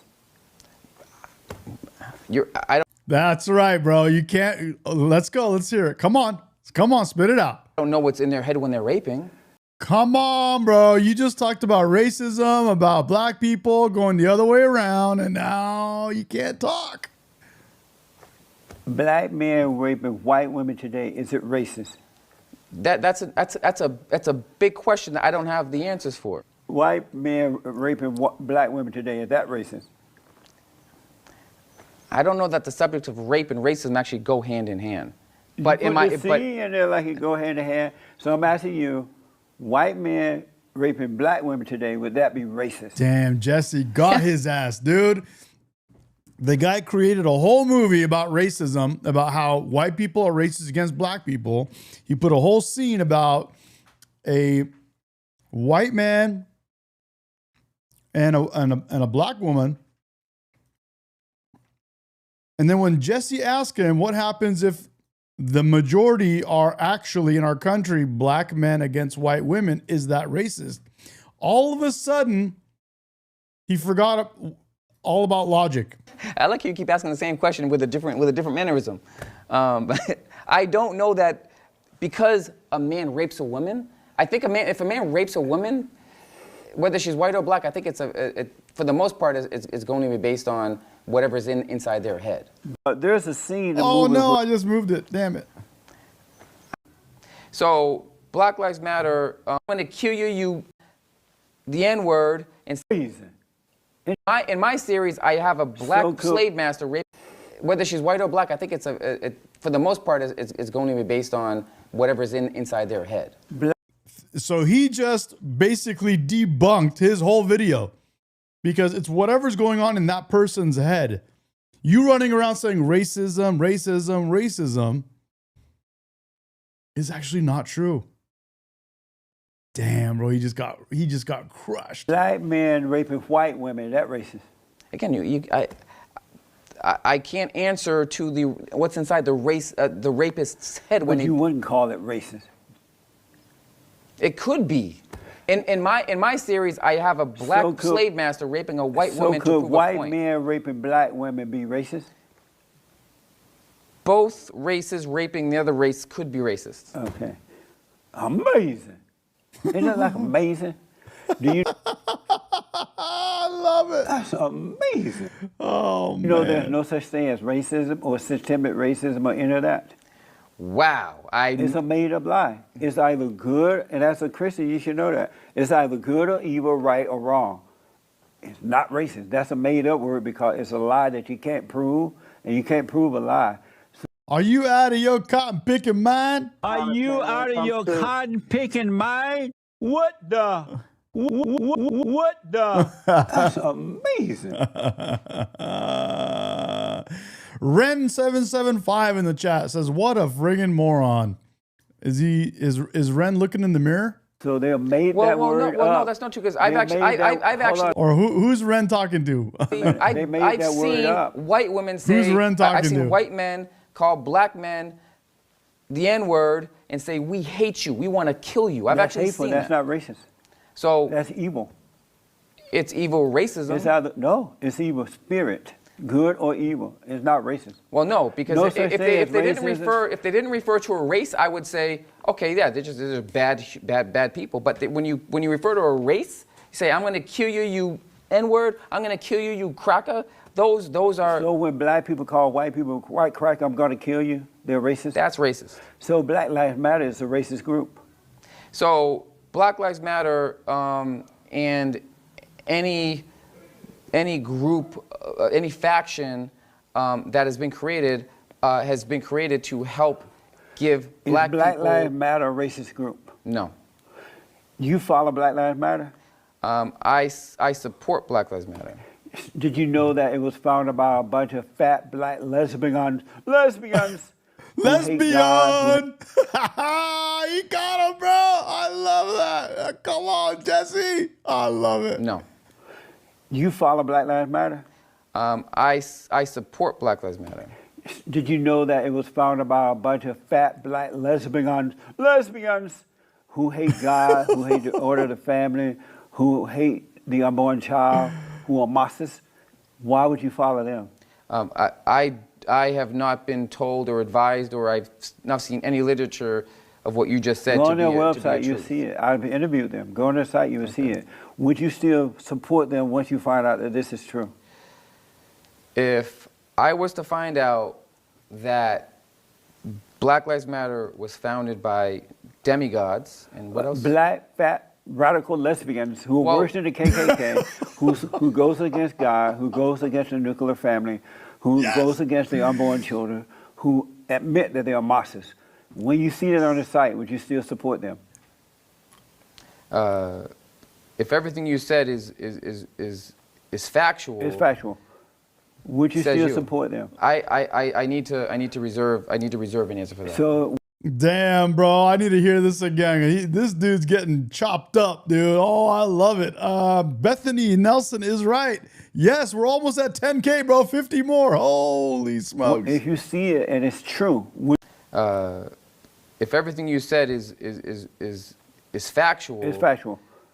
Would you still support them? I need to reserve an answer for that. What does he say? If you see it and it's true, would you support them? Again, I want to reserve that answer. If they are bad people, and they only mean bad things, then I wouldn't support it. But having said that, they're currently being sued, by the way. Once you go on the site and see on their own site that is true, you will not support them. I'm going to go look at the site. Will you denounce them once you find out that it's true? Again, if they're bad people, and I see that they only want to make bad things happen, then I will certainly not want to support them if that is not the truth. Want to, but will you?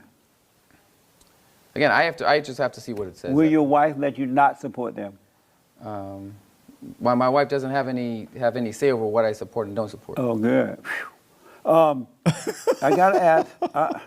I love Jesse. He does shoo. I want to put you in Cracker. Are you an actor? Yeah. Okay, I'm gonna cast you in Cracker. See if you're available when we shoot. Oh, okay. That would be nice. Yeah. Let me ask you this: are you in favor of dismantling the police departments? No. Oh, good. They are. Right. You know they are, right? I know that certain people are, yeah. And yet you support them. Listen, we can macro every conversation, but we both know it's not that simple. Just like when the Senate wants to pass a macro bill, but inside that bill, there's all these different little micro things that need to be worked out. So we live in a world of macro and micro, and you just can't, Are these riots that you're seeing, this terrorist attack upon America, is it about equality or is it black supremacy at work? No, I think it's a reflection of how systemic racism has affected them over the years. Much in the same way the riots in the 90s. Amazing. Yeah. If black was more people, would they be burning down and destroying like this? If blacks were what? More people. God. Moral. More people. Would they be doing this? I would actually have to use this example. When I need a quick yes or no because we're out of time. When whites came here and decimated a whole nation, a whole race of people by raping and pillaging and lighting their villages on fire, or were they moral people? That's not what I asked you. No, but it's the same question. I asked you, are they more people? Would more people do what they're doing? I would have to answer that with if the white people that came and took this country over, if they were moral, I'd have to use that same answer for you on this one. Amazing. Isn't that like amazing? You won't answer. No, it's like you're Do asking. black lives matter? Absolutely. Do white lives matter? Absolutely. Do you love white people? I love white people. You love white people? I love white people. Okay. I need to put you on the hot seat real fast. We're out of time, so I need you to answer these love questions it. quickly. Okay, this is you set me up. Go ahead. Barack Obama is a beta male. Would you agree to that? No. Michelle Obama's big mama. Would you agree to that? I said she's a positive, strong black woman. But she big mama? What's the definition of big mama? You know how big mama. You rule Obama and eat up all the chicken and give everybody else the white meat. She eat all the black meat. I don't know what her menu consists of, but I think she's a strong, powerful woman. Go ahead. What is more dangerous, black supremacists or white supremacists? Right now, white supremacists. Are you a feminist? No. Does Joe Biden love black people? Yes. Is MTV a force for good or evil? Ugh, that's a loaded question. I'd say it's more negative than positive. Who has more free speech in America today, whites or blacks? It's equal. Amazing. There's a U.S. Congresswoman who married her brother. Do you condemn that? Ilhan Omar. I'm not aware of that situation. But if a woman married her own blood brother, and if is it blood? Yes. Then I would have to say that is immoral. Do you know who Ileana Omar is? She's a congresswoman. Yeah. Should we ship her back to her country for one to demolish?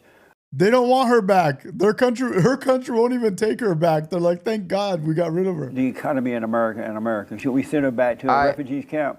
Trump literally asked her country if they'll take her back, and they said no. Listen, I don't think that congresswoman wants to see America. She said it. Should we ship her back since she's a refugee?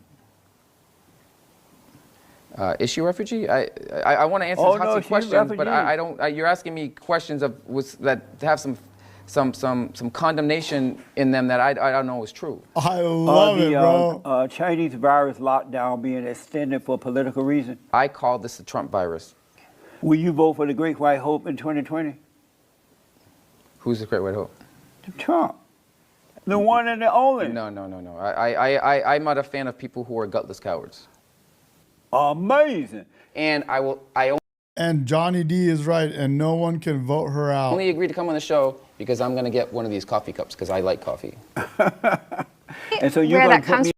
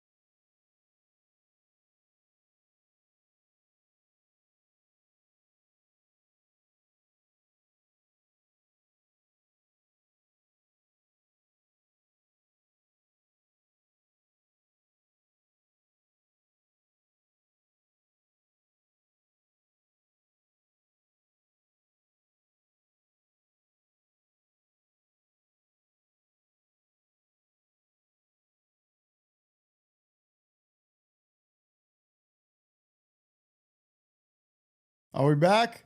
We should be back. We should be back. Here we go. That's a good question. Is there a C option? I want a C, a blend. There's no C. Okay. You either beta or you're alpha. Oh gosh. I think it's a really hard question to answer.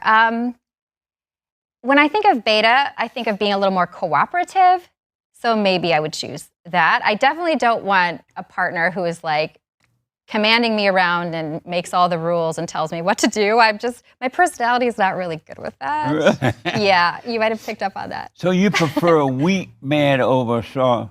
You prefer a weak man rather than a strong man? I think there's strength in gentleness, and I think there's strength in Are you a feminist? Yes. Now, I have a feeling your definition of feminist might be different from mine. I'm not sure. How do you define it? At this point, I don't have a definition. Okay. Yeah, but are you a feminist? I think I am. Yeah, because I know some people are a little leery of the term because they think it's anti-men. Right. I'm not anti-men. Oh, okay. Yeah, I think men are fabulous. But you believe you're equal to a man? Yeah, I think we have all equal value. I think. But that doesn't make sense. It does. I choose life. What's up, dude? Let me ask.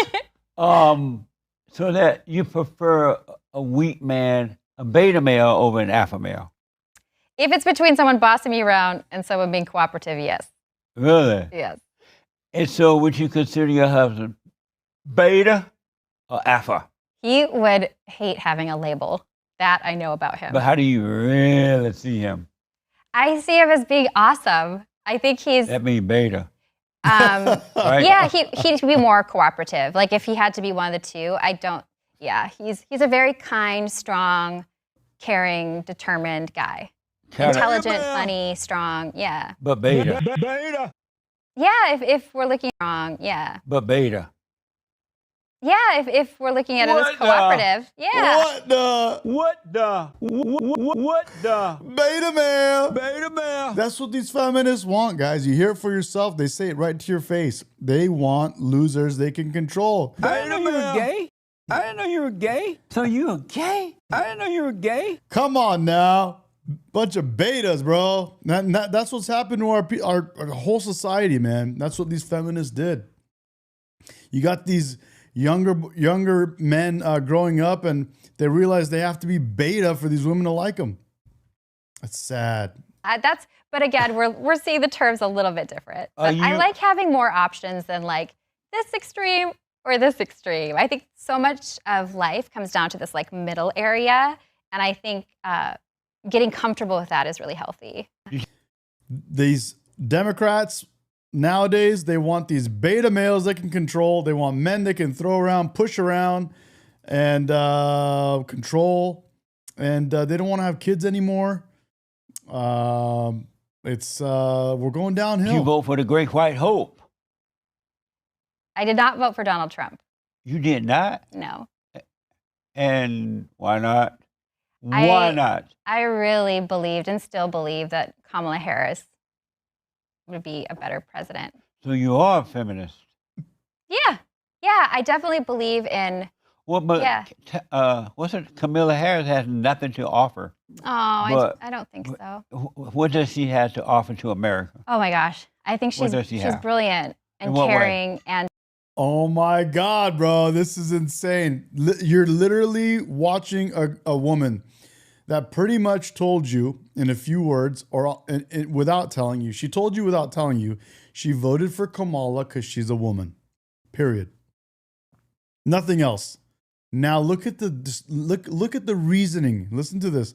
Listen to this. She has to offer to America. Oh my gosh. I think she's brilliant and caring, and she has so much experience. She's brilliant and caring, and she has so much experience. Yeah. What is it that you dislike about the Great White Hope, Donald Trump? What do you dislike about him?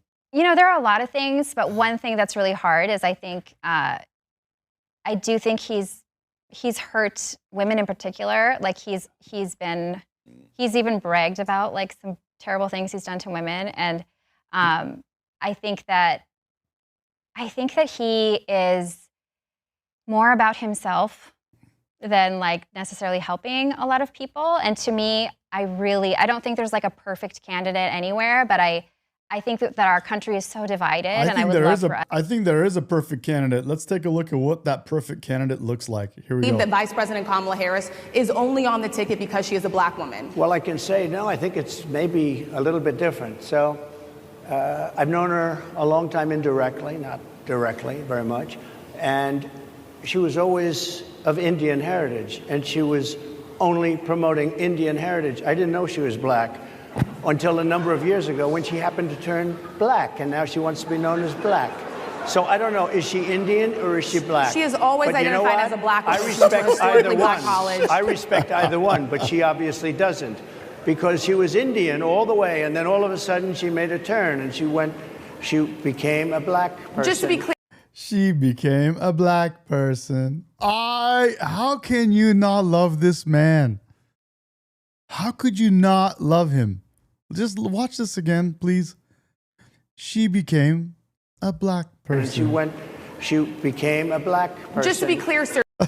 Oh my God, bro. It's so good. It's so good, bro.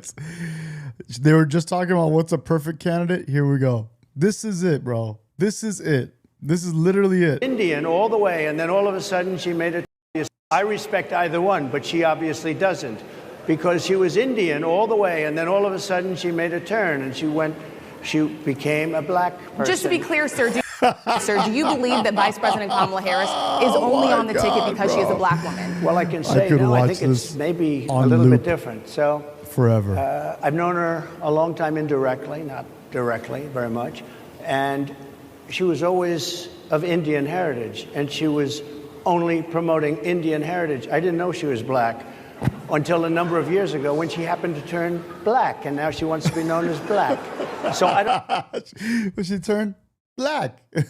Black. I don't know, is she Indian or is she black? She has always But you know identified what? Daddy Trump, bro. Daddy Trump. Look at him go. as a black Oh woman. my She's from a God. historically black one. college. I respect either one, but she obviously doesn't.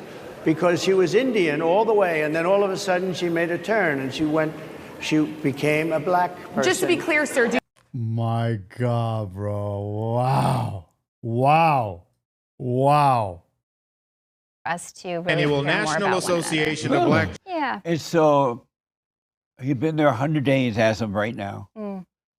Is there one thing you agree with him that he's done to make America great again? One thing.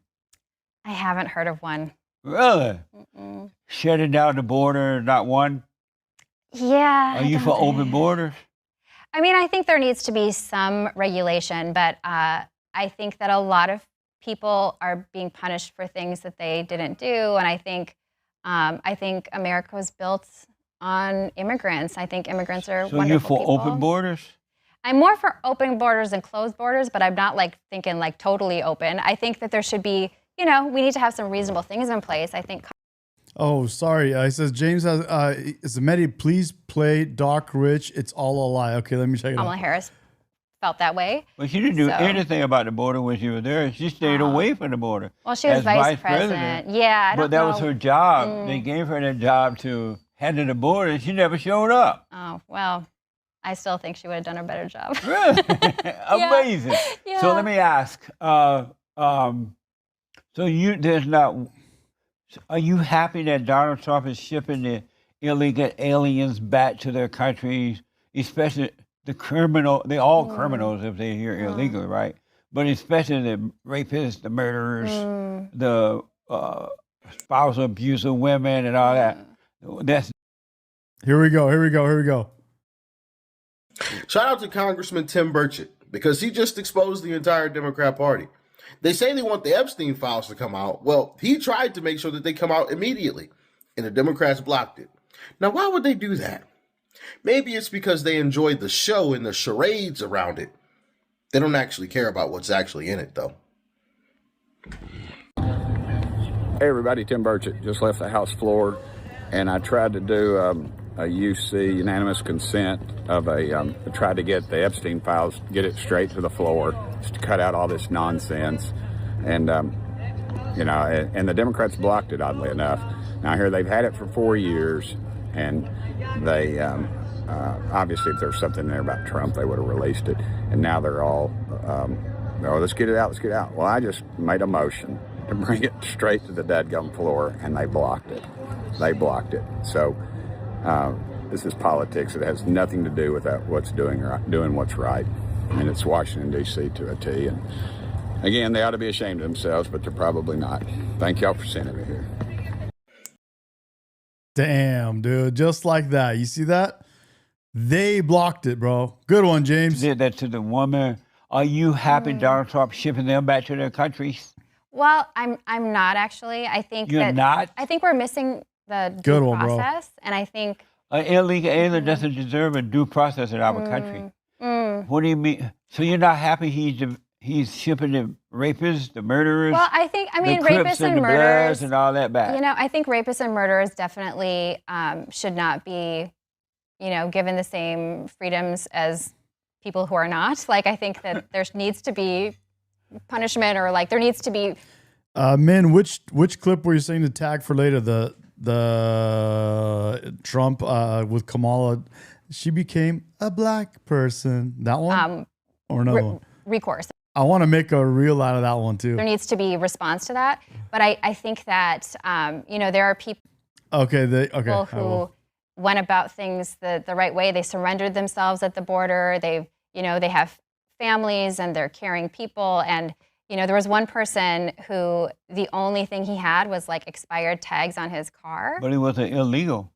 Yeah, but he shouldn't be shipped to another country for that. Why not? I mean, Why I not had ship him expired back home? That's a tags nice, kind favor to send him back home. He Mm. broke the law by coming here, so that make him illegal, right? I don't love think it. we're going to agree on this one, Jay. Oh, you're not? I mean, I'm not like. That's amazing. Yeah. Isn't that like amazing? It is amazing. The way she says it. Oh, I don't think we're gonna agree on this one, Jesse. So you're not even happy that Donald Trump shipping Oh, dude, it gets under my skin, bro. criminals back? I don't think that he's going about things in a measured or lawful way. And I think that a lot of people are being punished who should not be and did not do anything bad. So even if they broke the law, they didn't do anything bad. Well, break the law is such like a broad thing. I mean, if it's expired tags, no, please don't send someone's dad. So if to somebody some break other into your country. home and you don't want them arrested unless they have an expired tag.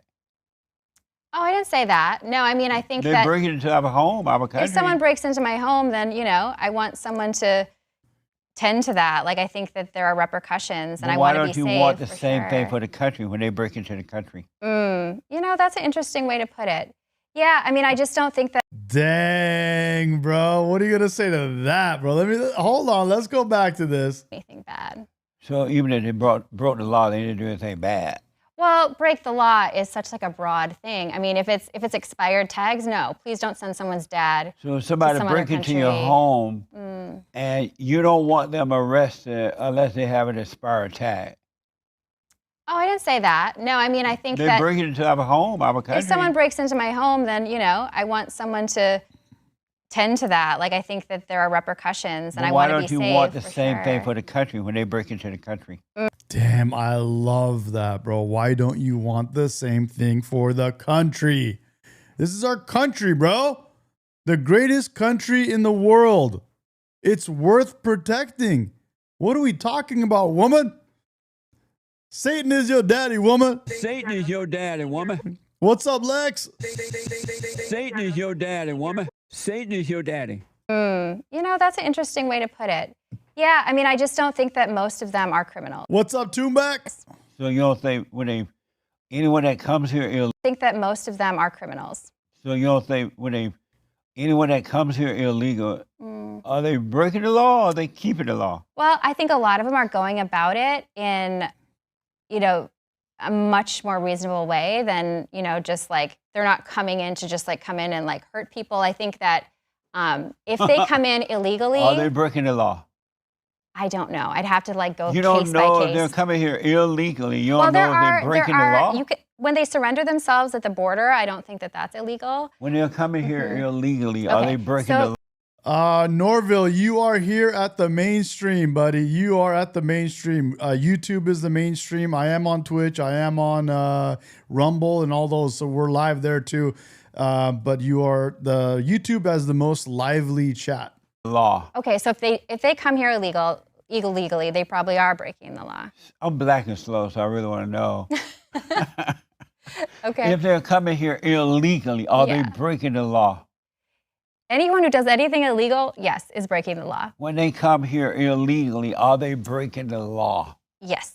Well, If they're doing something illegal, yes, they're no, breaking if the law. they're coming, Yeah. when they come into the country illegally, are they breaking I the do law? think, so if someone is in a really desperate situation and they flee their country because Here we go. they're in a war-torn place and they have no opportunities for their kids and they surrender themselves because they want to protect their family, do you feel that that person should be prosecuted When for they that? come here illegally, are they breaking the law?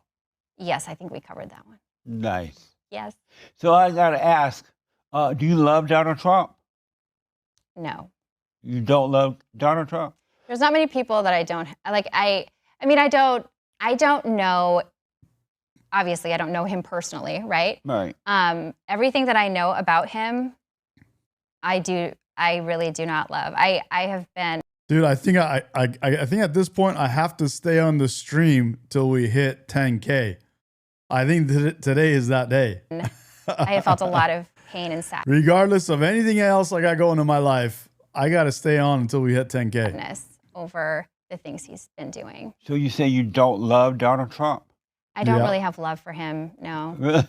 Do you That's love what white you said, people? True. That's what we got to do, bro. I I love think that's people in it. general. Do you love white people? I love white people, and I love people of other colors too. Do you love white people? You're tough. Yes, I love white people. What? I love people of all colors. No, do you love white people? Yeah, in general. You like one-word answers. That's very hard for me, Jesse. And what's wrong with the blacks? What do you mean? What's wrong with the What's blacks? wrong with the blacks? Yes. I don't think there's something wrong with the blacks. You know? Like all blacks, you think there's one big problem with all the blacks? What's wrong with the blacks? I don't know. I love this, bro. I love it, bro. This is so good. That question, yeah. I think black people deserve respect. I think white people deserve respect. But I'm asking, what's wrong with them, the blacks? I think you're gonna have to tell me because I don't know what you're getting at. You don't see anything wrong with the blacks? Really? How do you feel about whites being under attack and being blamed for everything?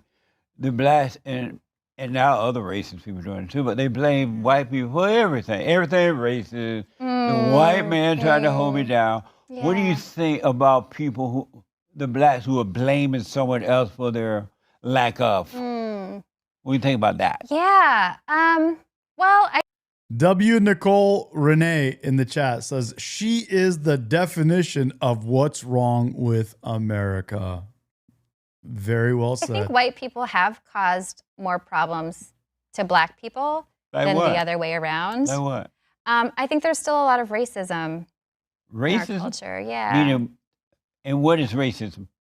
It would be treating certain races, with less respect than others, or doing hateful things toward one race, or judging a person purely on their race, and also just denying. Like, I think it's racist to think that that racism isn't a part of our lives. Like, I think it's in the fabric of our country still. Really? Yeah. So what's wrong with the blacks that they think white people are superior to them? Because anyone that thinks they can hold them down, then you got to be thinking, that person is superior to me. Why do black people believe that white people are superior to them? Well, I think that white people often act superior to them.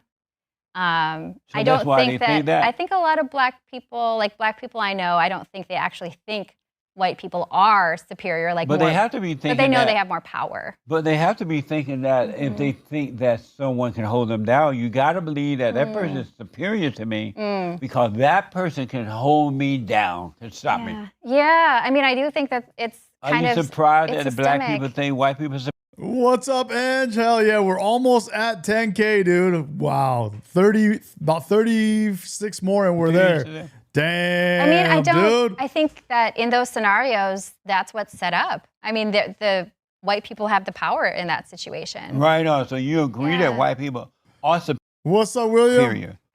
In certain circumstances. Right on. Yeah. William in the chat says liberal women are a threat to national security. There you go. So listen. Security. Yes, Jesse. Get him I out got of to here. put you on the hot seat. Oh, hotter?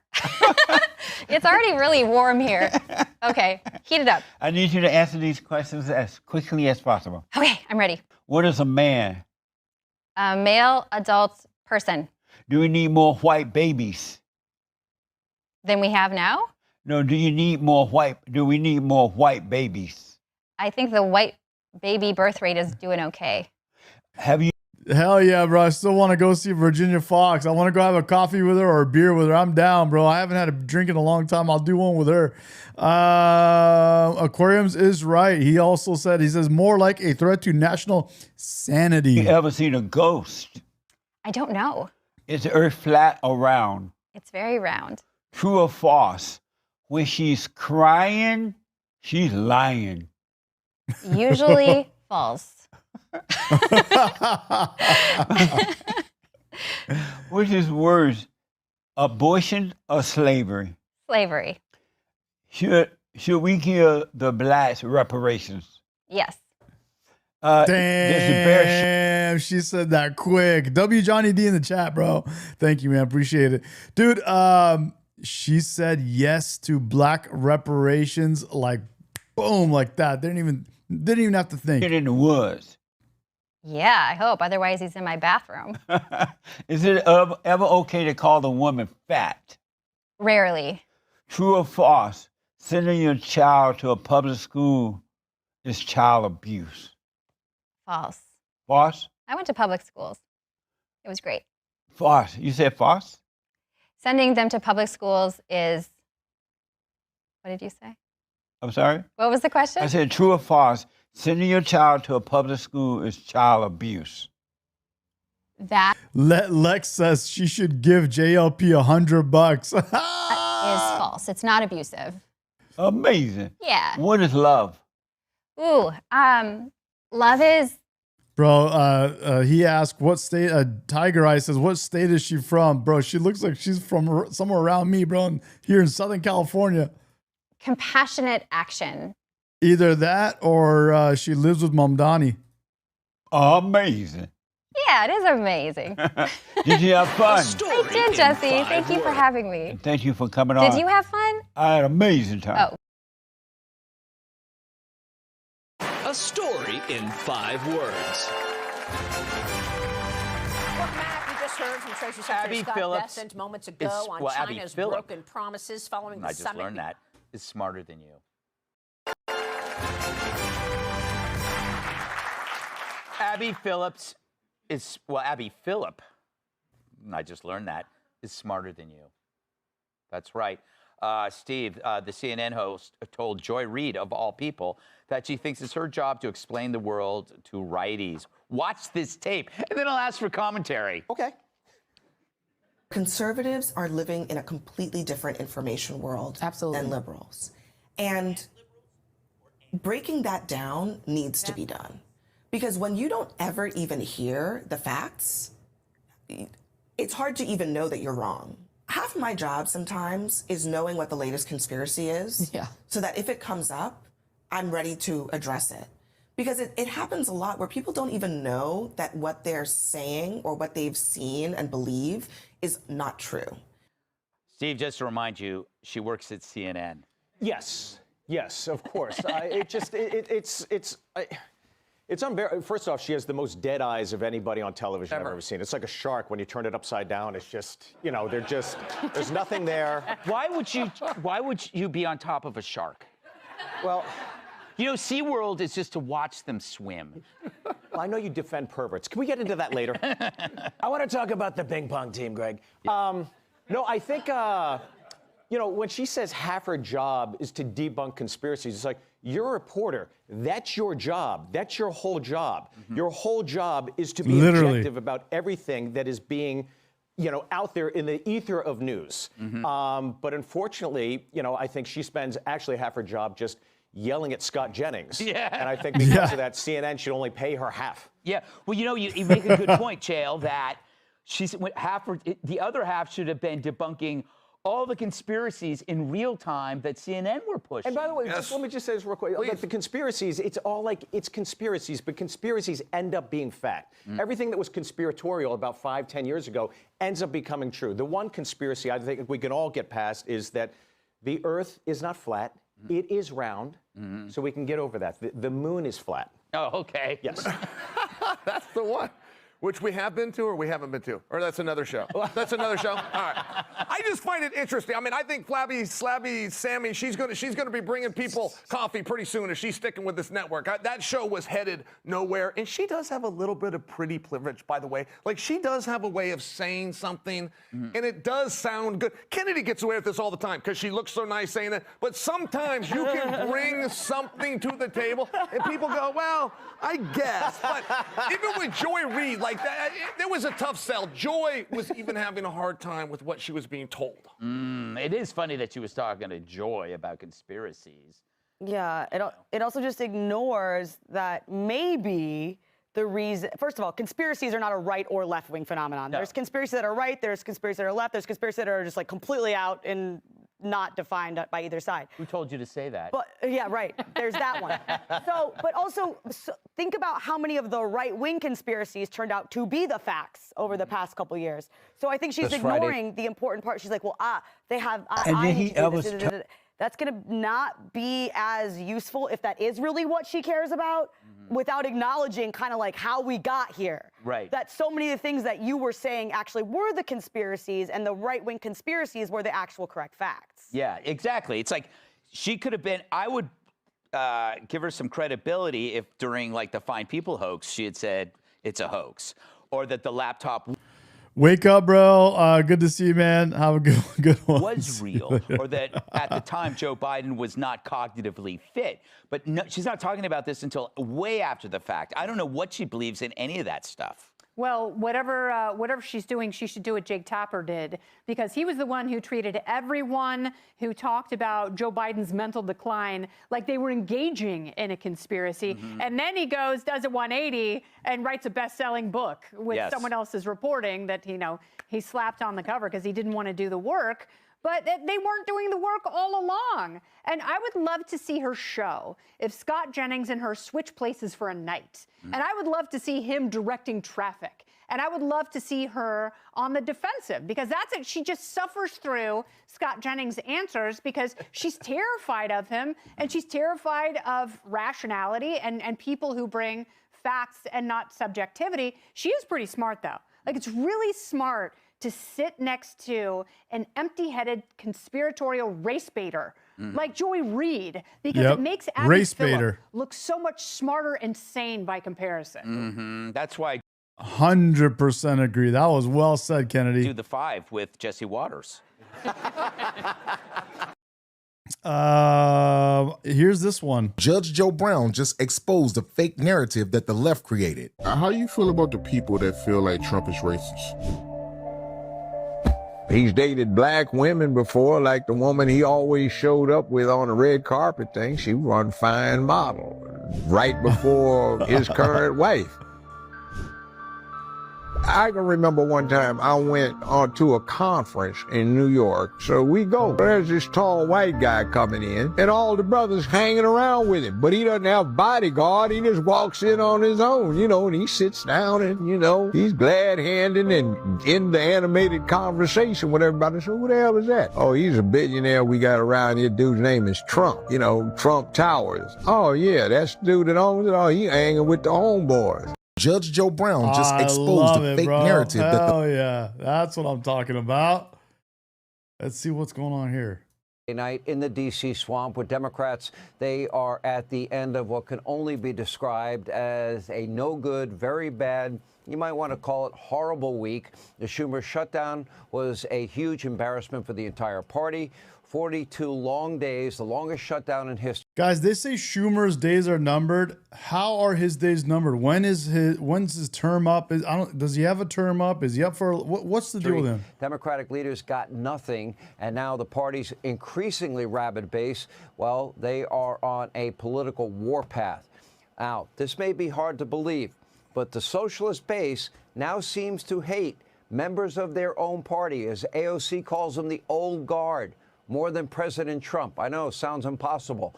In fact, the Democratic Party's thought leader, AOC, the squad leader, is now... I just looked it up. Chuck Schumer's current U.S. Senate term ends on January 3rd, 2029. Suddenly, very... He was reelected in 2022, so only like a couple years ago. Complimentary of MAGA. Take a look. I fully welcome Trump voters into our coalition. And I know that sounds crazy to some people, but just hear me out. I cannot tell you. It just happened to me like... Aquarium says at 10K, I got to do another Sherby appearance and a tour of the car. Dang, I'm down, 2 weeks dude. ago. I'm down. I can't tell you how many times someone has pulled me aside and said either I was once a big Trump voter and a Trump supporter, and I watched Fox News every day, but then I started to kind of expand my world and where I got information, and now I've learned, and now I've changed, and I'm with you, and I learn from you. I'd like to meet these people. I'd like to have a discussion with AOC. Do they suddenly want borders to be wide open? Do they want higher taxes? Do they want defund, dismantle? No. It's Sherby, bro, like sherbet ice cream. Bail laws. Reimagine the police with social workers. And by the way, there are now... TL says she's an Ashkenazi Jew playing a Latina. Growing calls for AOC to launch a primary bid against Chucky Schumer in the Senate. And if she does, I can promise you she will win. Chuck Schumer's days are over. He's toast. He's persona non grata inside the Democratic Party. But I'm not sure if I'm quite fooled. But he's just talking about replacing Schumer as the leader, not him actually being removed from his position. By AOC's kind words to Trump voters, I'm a bit skeptical. Put me in that camp. Joshua's not about to have AOC, bro. He's like, screw that. Now, Trump's loyal MAGA base is still very much hated by pretty much everyone in the Democratic Party. Don't kid yourself. They look down at Trump's supporters. Remember, irredeemable deplorables, garbage people. They try to dehumanize them over and over again. So we're going to get an invitation now after how many years of being called racist, fascist, Nazi, Hitler, Stalin, Mussolini? Okay, I'm willing to listen. Here is Democratic rising star Jasmine Crockett, one of our favorite congresspeople. Take a look. Okay, a lot of the MAGA women receive gender-affirming care, such as lip fillers, breast augmentation, etc. Why do you think they are so against gender-affirming care for trans people? You know you want to say it. Okay, so I have this thing where, like, you know a MAGA woman when you see one. 1000%. They all have a look, Big right? Mac, But they, like, they lips be up to, anyway, that's a whole other issue. But yeah, they don't even know. What the Candy? I'm on the same. What the heck is going? What the hell is that, bro? When that was brought up on the House floor, because there was a discussion about this on the House floor, they were like, how dare you say we use, and it's like, no, that's exactly what y'all do. Y'all just didn't realize that that's what it is. But okay. Yeah. Yeah. You know a MAGA woman when you see one, unless they're wearing a MAGA hat. Dude, 29 more subs to go, bro. Holy shit. I'd like more detail on that. And by the way, Crockett is supposed to be a rock star in the Democratic Party. Take a look at your screen. Now, there are liberals who worship and kiss the ground that she walks on. Democrats believe she could beat Ted Cruz in a statewide Senate race, or maybe even Jasmine Crockett 2028. Okay, maybe to me, sad, delusional state of the Democratic Party, but it gets worse. If you think Jasmine Crockett, AOC, maybe are a little out of touch, just wait until you meet the new crop of communists getting nominated and elected, and it's not just Mamdani, it's happening all over the country. By now, we are very well acquainted with our friend Zoran, Marxist Kami Mamdani, but breaking this week, another devout socialist just knocked off a Democratic incumbent to be the next mayor of Seattle. 43-year-old professional activist Katie Wilson is still, by the way, according to reports, receiving financial support from mommy and daddy. But now she's about to take over one of the biggest cities and the biggest budgets in the entire country. And in one of her first acts as mayor-elect, she said she was joined in a protest where she eagerly called on her fellow socialists to boycott one of the city's most successful businesses. You might have heard of it, Starbucks. I am proud to join them on their picket line and proud to say loud and clear, I am not buying Starbucks and you should not either. I don't know if I was the mayor of a city and Starbucks was one of the biggest businesses in my city. I don't know, is it really a good idea to run Starbucks out of Seattle? But socialists are world famous for bad ideas, driven by envy, spite, redistribution of wealth. They deplore success outside of their own circle. Their policies, we know, we've gone over this in detail. They are destructive by design. Tiger's right. She looks like Conan O'Brien's sister, bro, for sure. And their time in office is always marked. Seattle is done, bro. By increased suffering, more poverty, chaos, disorder, crime, and a loss of freedom. Unfortunately, the old guard of the Democratic Party, they are too scared. They're scared to death to ever stand up to this radical base. In fact, look at this. According to Axios, top Democratic governors are now teaming up. Even Pennsylvania Governor Josh Shapiro, the guy they claim is supposed to be a moderate, busy, these days having pleasant chats with the anti-Semitic Marxist who will soon run New York City. And meanwhile, the two men who once supposedly led the Democratic Party, they are now fading into oblivion. No one really seems to care about what Barack Obama has to say anymore. Joe Biden can barely speak. And according to reports, Joe and Obama, well, they pretty much hate each other and don't talk anymore. Take a look. He went out to dinner with former Senator Mark Pryor at Cafe Milano, sat right there in the dining room, right there in the dining room in front of everybody. I happened to be there. And you know who else was there was Barack Obama, who was also having dinner at Cafe Milano, but they didn't cross paths. They didn't interact at all. They were in the same restaurant. What's their relationship like? That's weird that they didn't. Really bad. Really bad. Really? Yeah. It's the Biden and the people around him very much blame Barack Obama for the effort to push Biden out of the campaign.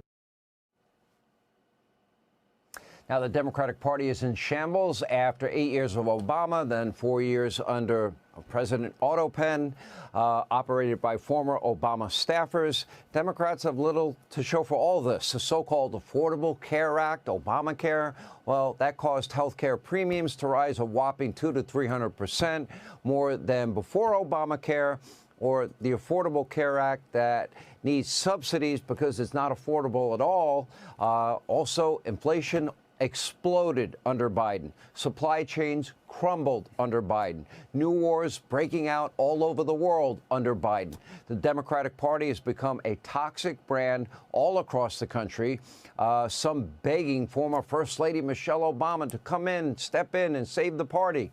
That is not going to happen. According to Michelle, Americans are just too immature for her liking. Take a look. As we saw in this past election, sadly, we ain't ready. That's why I'm like, don't even look at me about running, because you all are lying. You're not ready for a woman. You are not. So don't waste. They keep shaming their own voters, bro. You know, when Kamala Harris lost, they came out and blamed women, their Democratic women, their own voters. And Barack Obama blamed black men for not voting for Kamala Harris. And now here she is doubling down on that. Y'all are not ready. It's my time. And sadly, we ain't ready. That's why I'm like, don't even look at me about running, because you all are lying. You're not ready for a woman. You are not. So don't waste my time, you know. Don't waste my time, she says. Wow, bro. A lot of growing up to do, and I'm sad.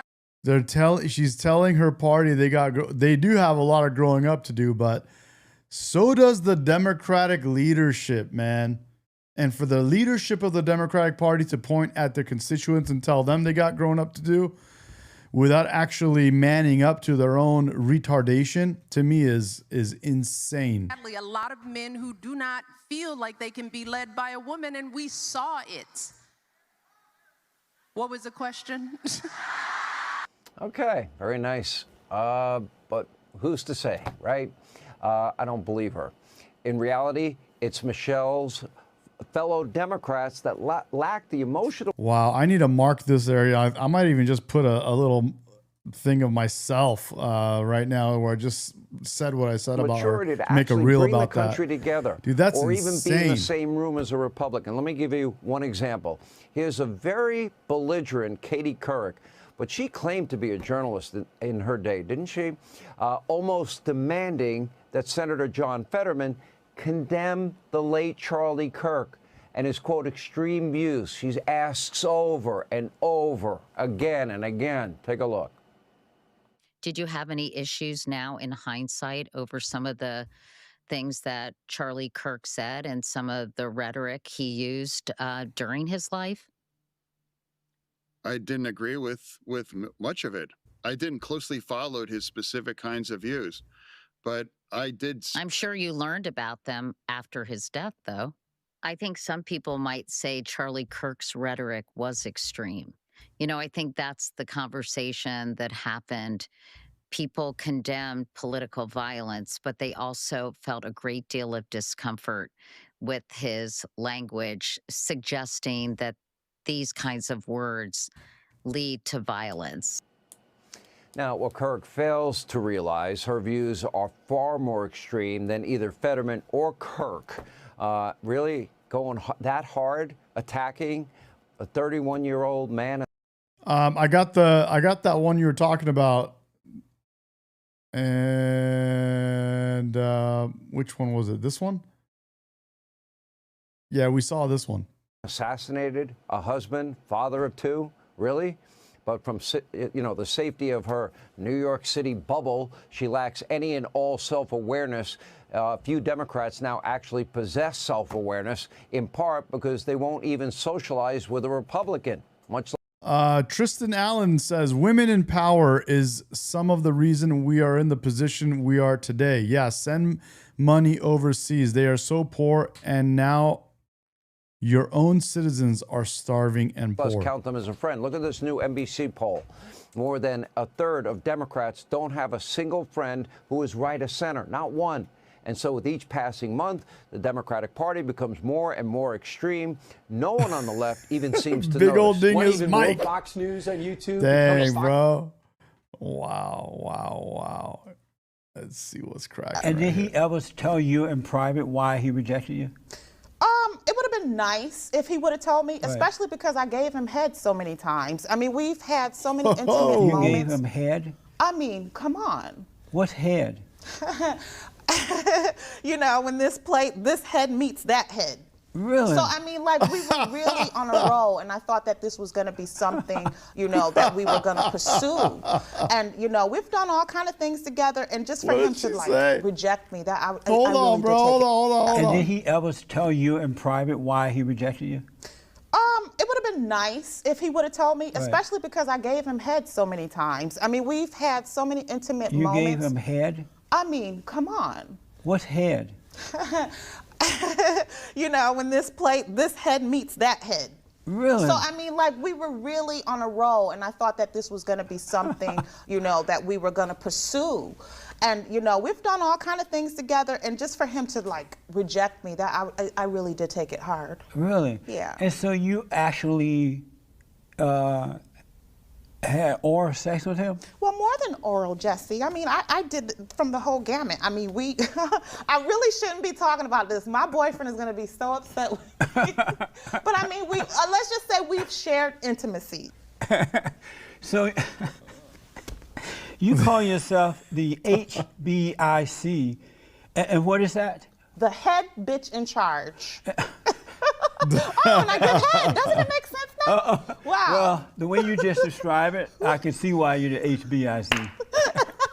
And so what does it take to become the head bitch in charge?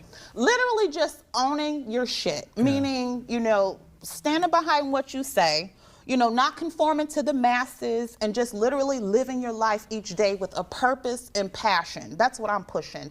And, that's why I feel like I'm the HBIC, because there's nothing that I ever said or anything I ever did that I want to take back. Right. It's about owning your shit. Amazing.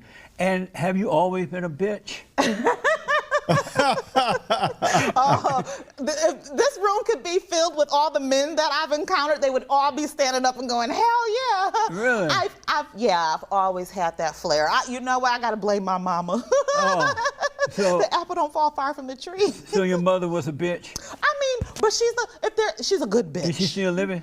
Of course. Oh, so your my mom is so beautiful. She looks younger than me. Like, really? She's gorgeous, she's fit, and she just always was a strong woman, and she gave me that energy to always just say what you need to say, do what you need to do. So that's where I get it from. My mama is the original HBIC. Wow. Yeah.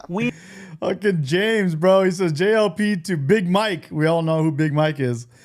Who wears the pants in your family? When did you realize your mother was a bitch? Oh gosh, I cannot call my mom. I'm not calling you a bitch. Jesse, you are really baiting me right now. I will change it up. I first realized my mother was a strong woman. We'll just say that. Just all my life. Really? She just didn't take any crap off of anyone, and she raised me and my brother to do the same. So you have done a lot of dating. How many men? I wish JLP would have Big Mike on, bro. That would be incredible. Big Mike will never do it. And have you dated? Oh my goodness. That song by 50 Cent, Many Men, Many, Many, Many, Many Men. Like literally, that's yeah, maybe the theme of my love life. 100. You know what? So many you can't count? I can't put a number on it because there's so many faces, so many, you know, experiences, not all sexual, but just men are very romantic, the ones I run into. Yeah. Yeah. And so you dated, I read that you dated all races of men too, just all kinds. Yes, absolutely. I've literally dated every slice of the continents and country, like Asian, Indian, obviously black, white, Hispanic, everybody. And which one you like best? Of all the races of men you've been with, which do you like best? I can't really put a nationality on it because what I've learned is that all men are the same. So you would like to be married. When would you like to get married? You have an idea, like at what age in life you would like to get married and have kids? I'd like it to just hit me. Like, I don't want to plan it out. I think if I get to planning it out, I'm going to feel like, oh my gosh, this has to happen right now. That's right. And I just may Let it happen naturally. Exactly. Yeah. I've been pressing it Lex says JLP gonna get lucky. for so many years and it hasn't happened. So now I'm going to do the opposite. Do you think once you get married, you just be a one woman? Should I let me hit one of my buttons here? Where is that button? Is this the button? Really? Yeah. That's mind blowing. Oh, this one? You're a slut. Well, what does it make you if you have sex with different women? A slut maker. Well, what does it make you if you have sex with different women? A slut maker. I mean, one man, woman. I always do that too. Yeah. I'm like, yeah. It's going to be hard. Yeah. It's going to be hard because, I mean, I don't think there's ever one, there probably was like a couple of guys that I never cheated on, but the majority of men I've been with, I've always cheated. Yeah. You know, I get really scared. You know that movie Runaway Bride? I'm Yes. kind of like that. Oh, okay. But I think I would be faithful. I would try. Come on, guys. We need 20 more to get to 10,000 subscribers. 20 people to subscribe. If you're listening right now, hit subscribe. We're going to hit 10K with you. Let's go. And do the guys you've dated in the past, do they know you were cheating around? Oh, no. I'm a very good liar. Oh, yeah. Oh, yeah. No, they did not know. That's amazing. So what is a man? Besides the body parts, what is a man? Oh, I don't know. You don't know? I don't, because to me, the penis is such a large symbol of the man. That's where my head goes immediately. Oh, I see. Honestly, like cock and Yeah, balls. we know Boom. that's where like, your that's head where goes. my head when I hear the You word just told man. us that. But I want to learn, actually, Jesse, how to not do that and go a little bit deeper when you were able to ask, so I could answer that That's question. right. See, I so mean, when you hear the word man, you automatically think of penis and balls? Absolutely. Are you joking? No. Are you lying? No, I'm not. You're not lying to me now?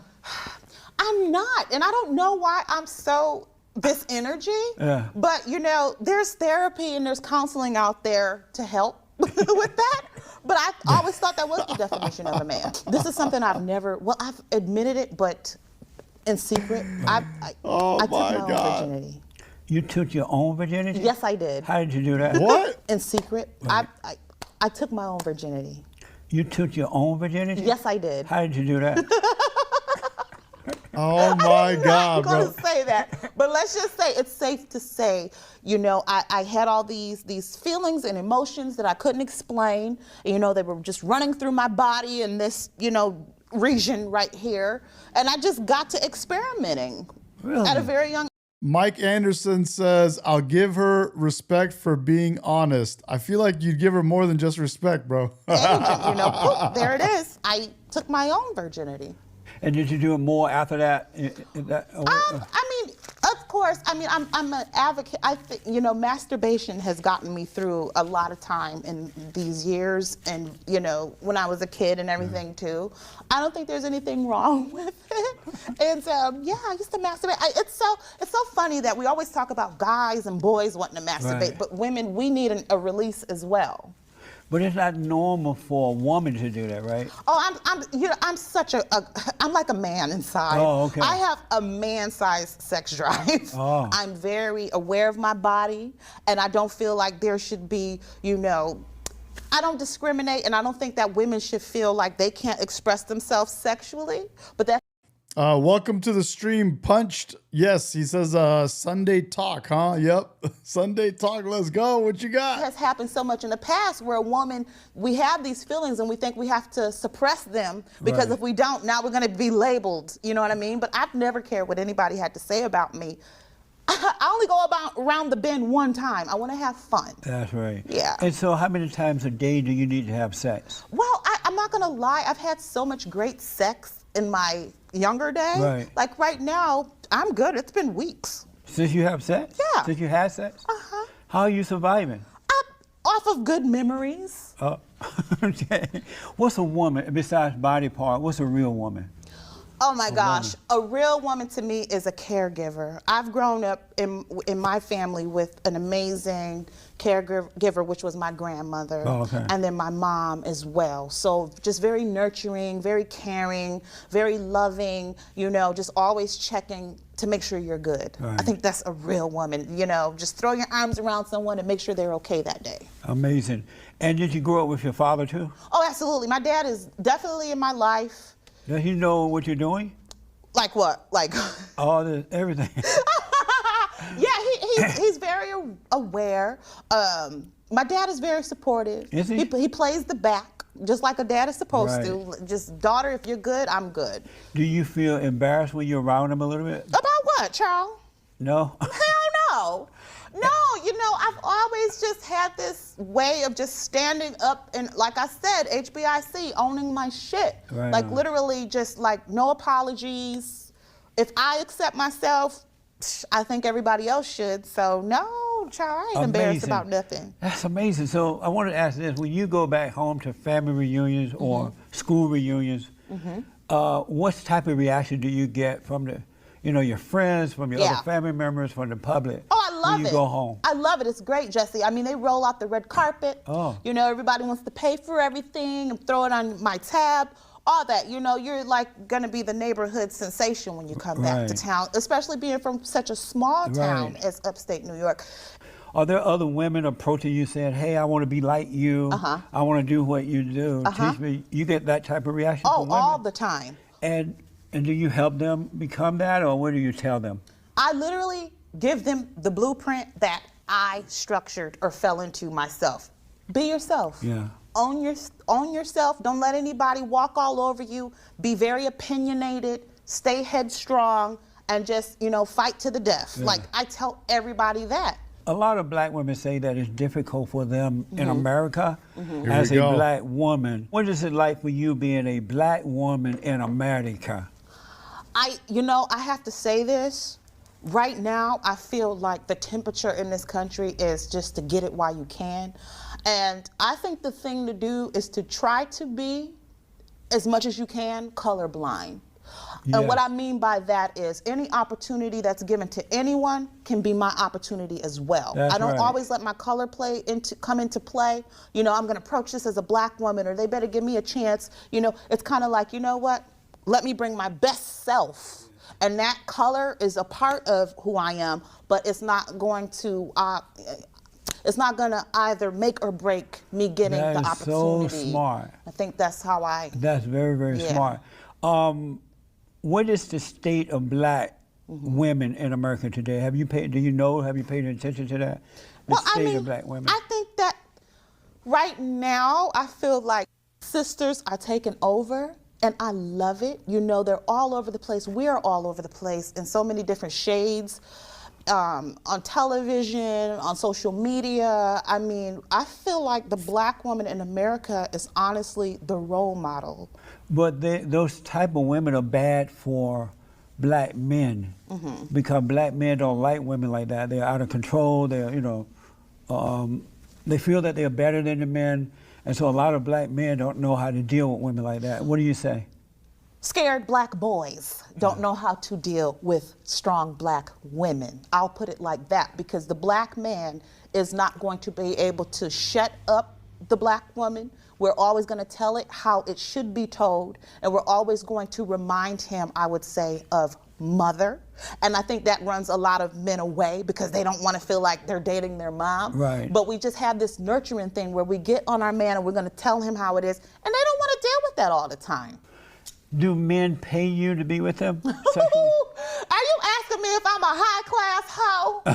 No. Oh, my gosh. You know, can I tell you, I feel like there's a little bit of hoe in all of us. So you're a hoe? Well, I don't like labels, but let's put it like this. If you're dating someone, or even if you're married to him, and let's say this woman sees this big, huge Chanel handbag online and she has to have it, but it's $7,500. Right. And she goes, you know what, when my husband comes home, I'm gonna make him a candlelit dinner and lobster and dessert, the whole shebang, because I want this purse. Right. Guess what that wife is? She's hoeing. So we're all hoes. And so would you get with a broke man?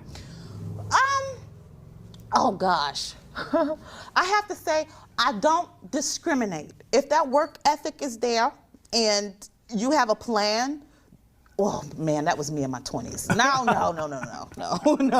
The younger me, yeah, I wouldn't care. But like now, you know, you get a little bit more mature, you need a little bit of financial, you know, freedom and stability and, you know, security. That's right. Yeah, my man has to Amazing. be. You gotta have some money. Oh my gosh, yeah. Because he's not gonna be able to buy that $1,000, $1,500 bag you need online.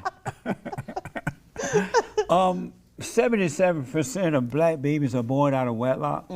To black women who are born in America. What do you think about that?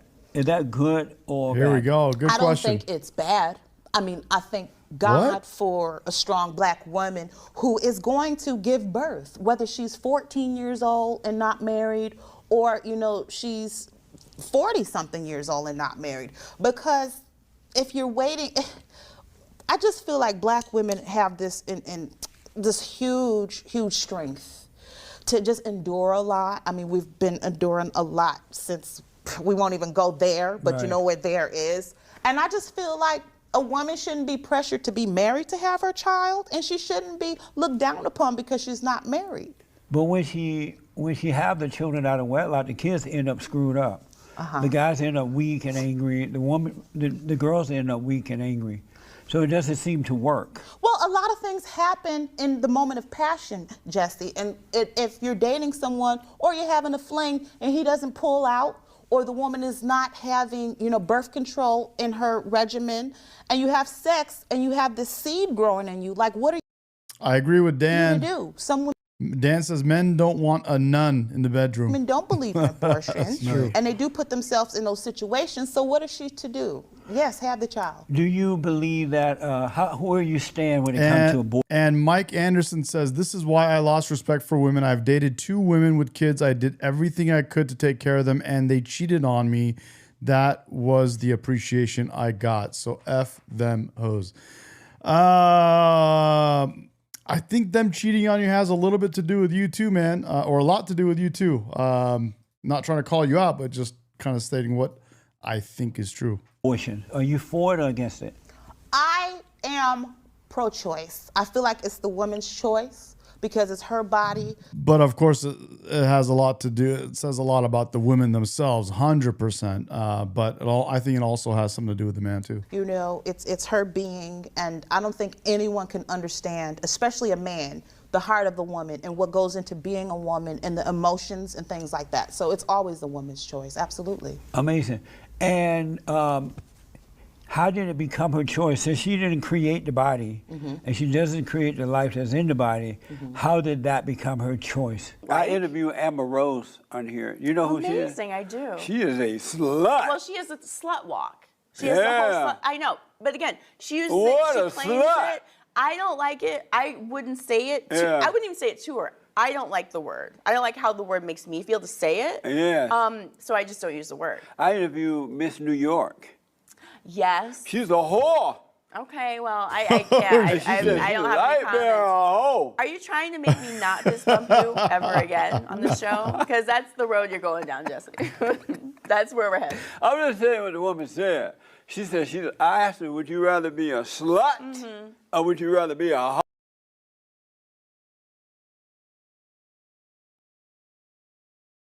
At least one of his closest allies, declaring, I am withdrawing my support and endorsement of Congresswoman Marjorie Taylor Greene, even calling for primary challenges against his one-time loyalists and attacking her as, quote, wacky, a What do you guys ranting think about lunatic, this a rhino, feud? and a traitor. This is days before the House of What Representatives do you guys think about this feud with Trump and MTG? is set to vote on releasing the Epstein files.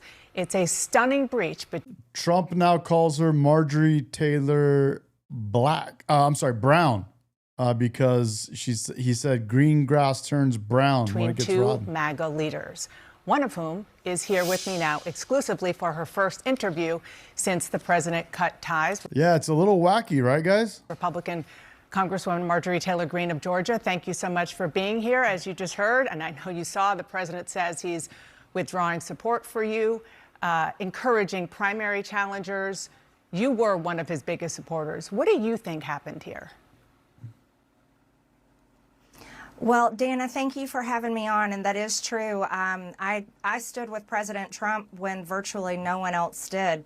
Campaigned all over the country, spent millions of my own dollars helping him get elected, and I think that's incredibly important. And I do support him and his administration, and I support them in delivering the campaign promises we made to the American people. His remarks, of course, have been hurtful. However, I have something in my heart that I think is incredibly important for our country, and that is to end the toxic fighting in politics. And this has been going on for years, and it has divided our country, split up friends and families, neighbors, and it's not solving our problems. The most hurtful thing he said, which is absolutely untrue, is he called me a traitor, and that is so extremely wrong. And those are the types of words used that can radicalize people against me and put my life in danger. What do you think happened? What do you think is the reason for this? Unfortunately, it has all come down to the Epstein files, and that is shocking. And, you know, I stand with these women. I stand with rape victims. I stand with children who are in terrible sex abuse situations, and I stand with survivors of trafficking and those that are trapped in sex trafficking. And I will not apologize for that. I believe the country deserves transparency in these files, and I don't believe that rich, powerful people should be protected if they have done anything wrong. And so I'm standing with the women, and I will continue to do my small part to get the files released. You said on X yesterday, quote, it's a... I'm confused because I agreed with her that, you know, we should keep doing whatever we can to get as much as we can released on the files, and she wants to stand for the women. I'm down with that. I was just confused at how that was not in line, or how they kind of got into it with each other, her and Trump. Like, what happened there? Astonishing, really, how hard he's fighting to stop the Epstein files from coming out, and that it really makes you wonder what is in those files. Are you suggesting there's something in the Epstein files that President Trump does not want Americans to see? Well, I think that's the part that has so many people confused, is that the women themselves that I have talked to have over and over again said that Donald Trump did nothing wrong. Quite a few of them even told me they voted for him. This is the part that's confusing me, is I don't feel like Trump is stopping the Epstein files from coming out. So I don't know why it's because of the Epstein files. And those are the women I would like to see in the Oval Office with support. I would like to see all of the women there with support. I have no idea what's in the files. I can't even guess, but that is the questions everyone is asking, is why fight this so hard? Well, before this blow up, you sort of alluded to this just now. You said you were confident the president wouldn't be implicated. Are you still confident of that? I'm listening to the women. Those are the ones that are saying that he did nothing wrong. Virginia Giuffre even said under oath that Donald Trump did nothing wrong, and she wrote it in her book. So I'm continuing to listen to the women, and I think their voices should be the loudest. The president said the reason that you have been critical of him is not necessarily Epstein, but because he pushed you not to run for the Senate or for governor in Georgia. How and when did he do that? Well, that is absolutely not true. Actually, I never had a conversation at all with the president about running for Senate or running for Georgia. And those were decisions I came to on my own, that I don't want to have anything to do with the Senate. I think the past 2 months of the government shutdown should have shown America exactly why I would never want to be there. I think it's a very broken institution that serves the uniparty and doesn't serve the American people and how they vote. And I decided that I didn't want to run for governor this cycle either. W. Deshaun, State Line, thank you guys, bro. We're almost there. 15 more. Very much want to do the job that I'm in. Damn, dude, everyone nuts. else says I'm running for something, but all I want to do is serve. Honestly, 10K is like one of the biggest. I mean, obviously, it's going to be my biggest milestone, but it's one of those big ones, dude. Where I think once you hit that 10, it's like, wow, that was, you know, YouTube in general is really hard to gain subscribers in. Georgia's 14th district.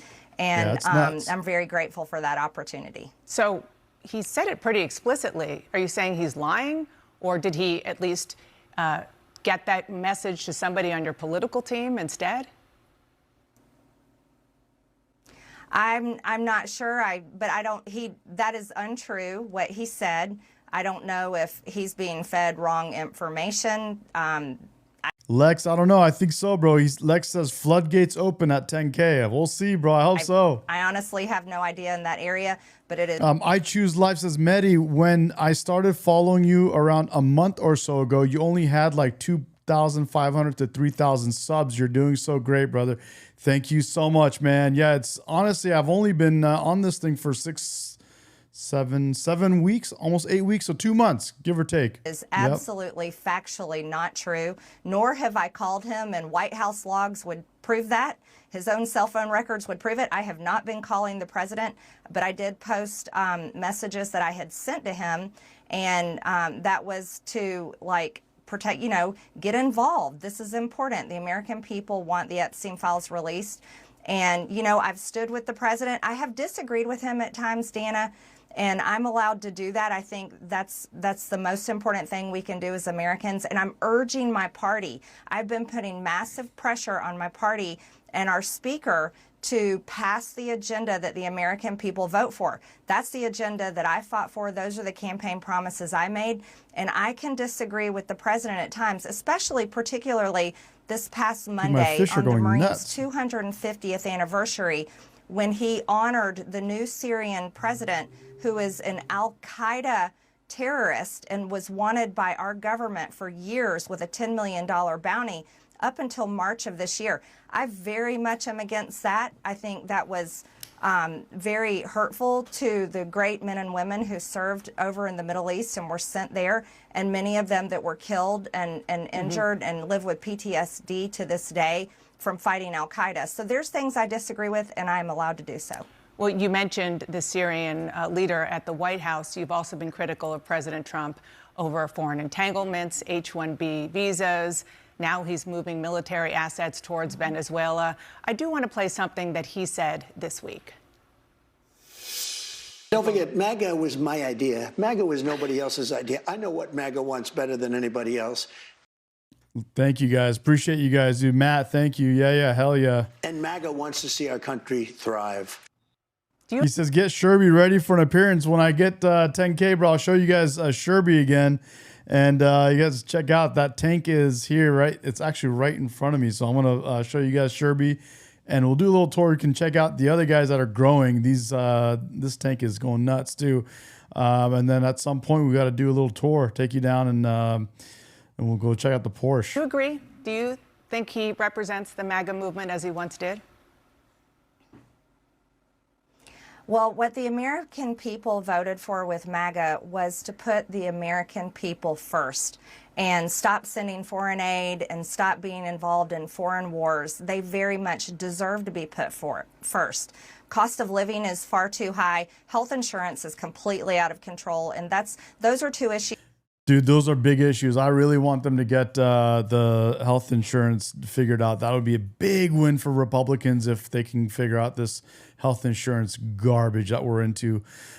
State Line says, show Sherby what an alpha fish looks like. Maybe calm him down. Issues I've been very vocal on for months and months now, long before Republicans were Get a shark to show Sherby what a real alpha fish is, bro. shocked when those big losses came on this past Tuesday's election.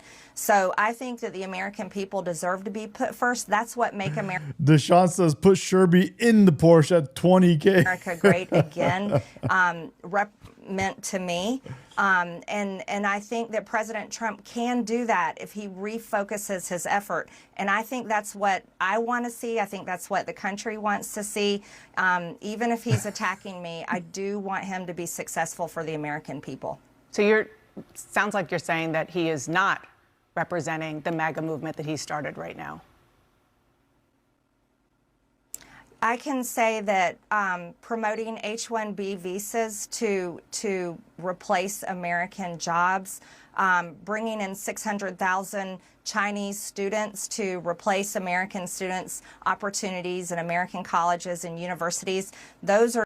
This is the second time I've heard someone on the right say that the H-1B visa thing that Trump is allowing for or pushing for is not in line with his kind of policies or ideologies. Are not America first positions, and continuing to really travel all over the world doesn't help Americans back at home. I really, and I said this to him, and I will say it out loud, I would love to see Air Force One be parked and stay home, and there be nothing but a constant focus in the White House on a domestic agenda that helps the American people once and for all. Congresswoman, you posted on X that President Trump is, with his comments, fueling a, quote, hotbed of threats against you. Obviously, any threats to your safety are completely unacceptable. But we have seen these kinds of attacks or criticism from the president at other people. It's not new. And with respect, I haven't heard you speak out about it until it was directed at you. Dana, I think that's fair criticism. And I would like to say humbly, I'm sorry for taking part in the toxic politics. It's very bad for our country. And it's been something I've thought about a lot, especially since Charlie Kirk was assassinated, is that I'm only responsible for myself and my own words and actions. And I am committed, and I've been working on this a lot lately, to put down the knives in politics. I really just want to see people be kind to one another. And we need to figure out a new path forward that is focused on the American people, because as Americans, no matter what side of the aisle we're on, we have far more in common than we have differences. Yeah. And we need to be able to respect each other with our disagreements. So just this is actually, this speaks to something that I always say about the right side. And I think what's happening right now is healthy. And I think it is a great thing. And it proves what I've been saying. And that is the right side is very much okay with disagreeing with each other, with themselves. They do this all the time. And it proves to us that it's, it's not the cult that the left tries to make it out to be. It's just not. I said it from the very beginning. When you have people like RFK Jr. And Tulsi Gabbard from the Democratic side come over and work with Trump in his cabinet specifically, that's huge. And those are just a couple examples of that. You have lots of examples. Rand Paul, you have lots of examples of Rand Paul's pretty extreme. Some people call him a Democrat in wolf's clothing, sheep in wolf's clothing. But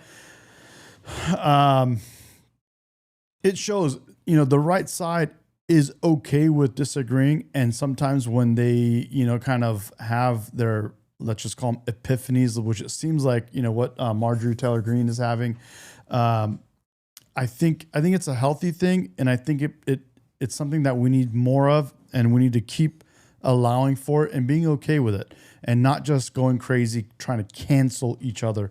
And I think that's what's happening. And I love how people in the chat are saying that they support MTG. And that's great because we're not just, yes, we like Trump, but it's not to the point where if he says he's against MTG, all of a sudden all of us are against MTG. And I'm not, and I can see you guys are not either.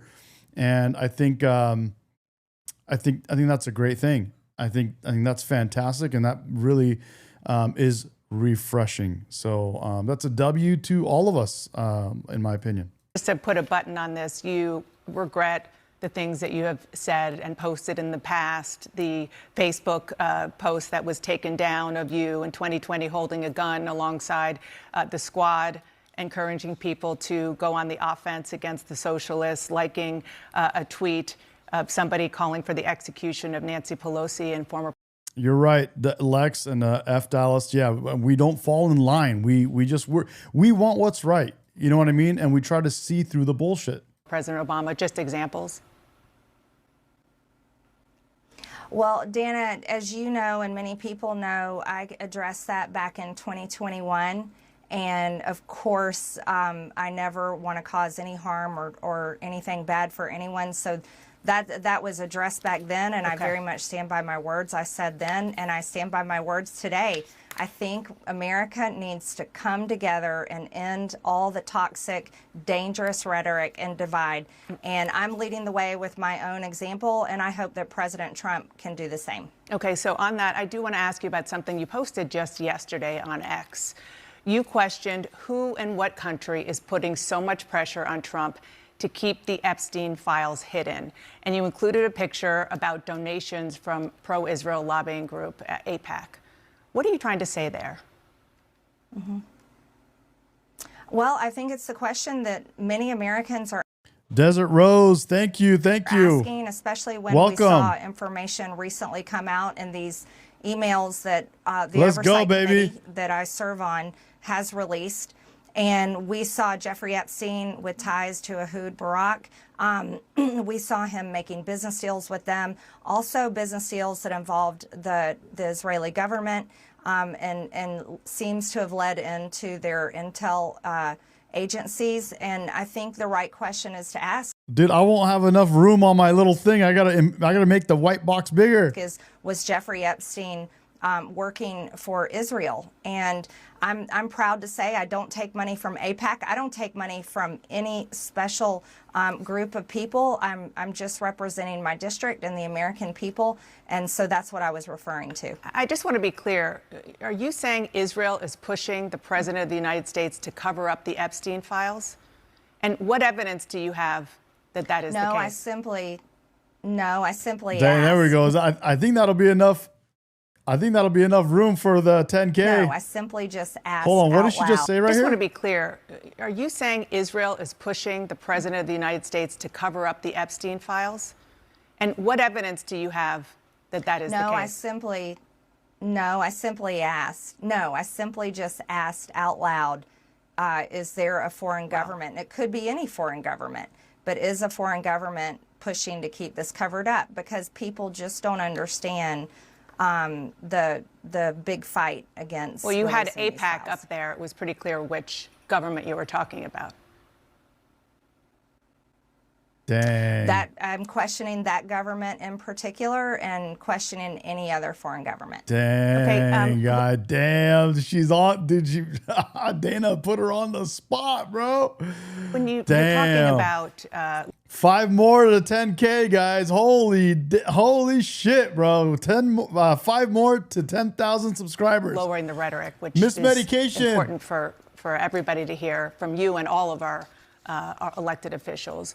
But there is some concern, a lot of. Joshua says Dana is trash. I've had my moments that I hated Dana, but I gotta admit, Dana has slowly, very, very slowly, kind of started shifting and being a little bit better with the way she's asking questions and treating people on the right. Concern among Republicans. Now, I'm totally down for her to push people on the right. Come on over. We got 5 more till 10K. Yeah. about the rise of anti-Semitic Grab a hard-right chair. figures Come on. in your movement, especially after Tucker Carlson hosted white nationalist Nick Fuentes on his podcast, didn't question Fuentes about his vile language or views. You did speak at a conference hosted by Fuentes back in 2022. You were criticized, and you said then that you didn't know about his views. Well, We're gonna Fuentes get there with your talked help. to Carlson about that in the interview. Listen to what he said. No, they're going to unlike. Well, again, with Marjorie, I was a friend of hers, and she spoke at my conference, and then the day after, she pretended like she didn't know me. She pretended like she didn't know me and lied and said I had no idea the conference I They're all chatting with you. They're all talking to you. They said, Miss Medication, the Queen. Yay! Hello, love beautiful. You guys. Thank you, guys. Thank you. I can't believe we're almost at 10K. was We speaking- are all at 10K. Yeah. Together. Yeah, dude. All of us. Hell yeah. So Yeah, she cool. knew exactly what it was. Dude, 90% of the people in the chat right now have been along for the ride. That is insane. Yeah, dude. How can you see how many people? Oh, duh. Never mind. Here? Yeah. Yep. There and here? Yep. Hell yeah, dude. That's crazy. What are you guys talking about? Epstein? Well, Marjorie Taylor Greene is being put on the spot by Dana. And Dana's like asking her, because Marjorie Taylor Greene is saying that, who is there any, well, she put a post up that's saying like, basically AIPAC, which is like the Jewish kind of lobby. She's saying, is there a outside country that is influencing Trump not to put out the Epstein files? Oh, what do you guys think in the chat? What is the chat saying? Well, they're kind of, here's interesting is they're not all on the same page, which I know. like. I want to know who. What does State Line say? What is Crazy Ange saying? What is she? Well, first of all, I don't know. We gotta see. I defend every single person's free speech rights. I think that's incredibly important. So I don't apologize for that, and I don't believe in canceling people. And I think it's important for people like Tucker Carlson and yourself to interview everyone. Let's listen to this again, because this is Tucker Carlson. Trying to cancel someone by refusing. Again, didn't And question Nick Fuentes Fuentes. about his vile language or views. You did speak at a conference hosted by Fuentes back in 2022. You were criticized, and you said then that you didn't know about his views. Well, Fuentes talked to Carlson about that in the interview. Listen to what he said. Well, again, with Marjorie, I was a friend of hers, and she spoke at my conference, and then the day after, she pretended like she didn't know me. She pretended like she didn't know me and lied and said I had no idea the conference I was speaking at. She knew exactly what it was. What do you say to that? Dang. Well, first of all, I defend every single person's free speech rights. I think that's incredibly important. So I don't apologize for that, and I don't believe in canceling people. And I think it's important for people like Tucker Carlson and yourself to interview everyone. I definitely agree, and I don't think the right is the side of canceling people. And I would also say that one thing that's very interesting here to bring everyone, bring it to everyone's attention, is that Nick Fuentes has a pretty big following that people aren't aware of. Why'd you pause to do that? Don't be a dork. To make it more dramatic. Why was that? It was No. more not to make it more dramatic, but because it's a serious thing. I'm not gonna. What? And he dude, Nick Fuentes literally has such a big following that He does? How many people follow him? I've never even heard of him until recently. I know a lot of people haven't, and that's why I'm saying it, dude. He literally was the reason why someone did not get elected. Oh yeah, Tucker Carlson's friend or whatever. Yeah. That's why Tucker hated him. So you do know. No, because I watched it with you. The stuff that I know is because of you. That is true. That is true. I stopped getting news from Instagram. I'm like, Medi, put something. I need to learn. So bad. Oh man, dude, we got 4 more subscribers till 10K. Holy shit, dude. Oh my God, dude, that's nuts. That is nuts. That is absolutely nuts. I need to adjust this really quick. Let's see what she says in the rest of this. I don't believe in trying to cancel someone by refusing to interview them and question them. He has 5 and million subs. Yeah, I did speak at his conference back in 2022. However, I don't know Nick Fuentes. Dude. He's someone I've never.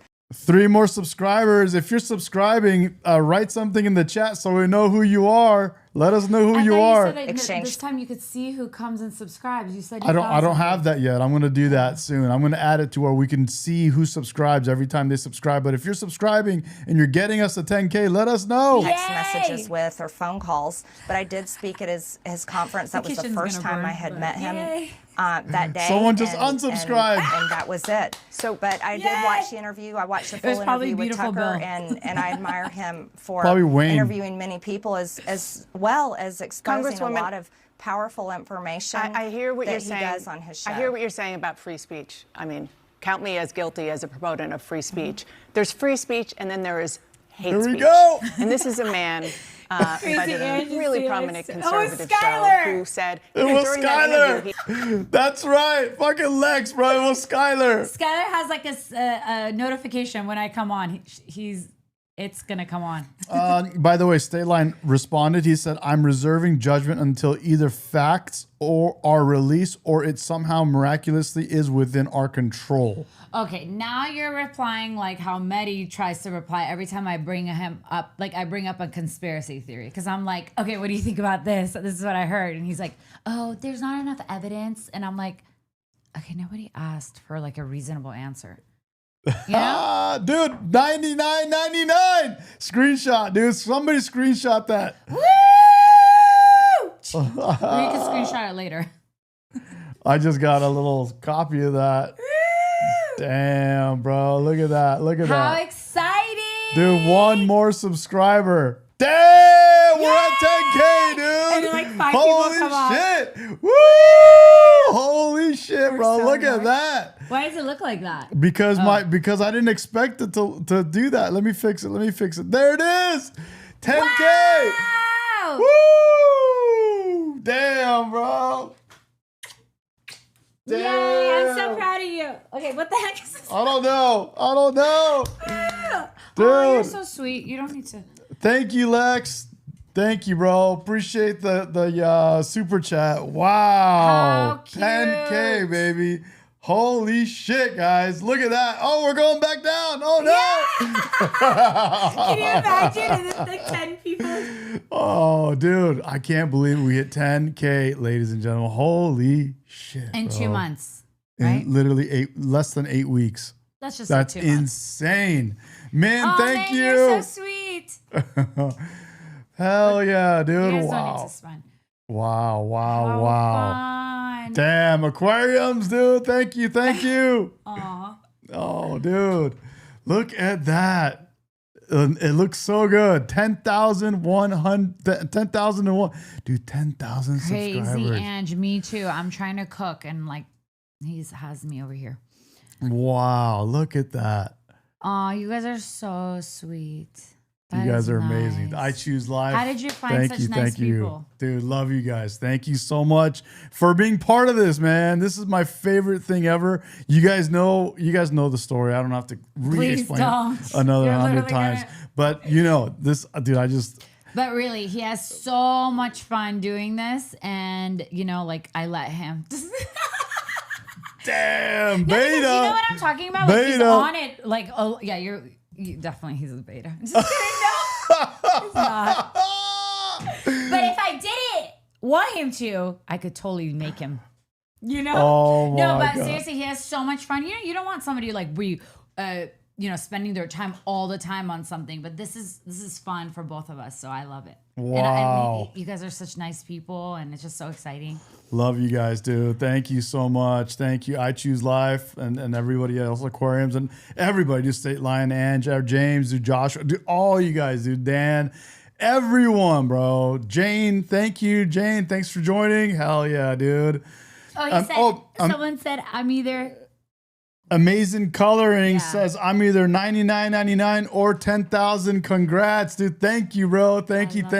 Hell yeah, dude. So cool. Wow. Insane, dude. Dan says, I remember when you were cutting teeth with this channel. Cutting, what does that mean? It means you sucked. I suck? Is that what it means? I don't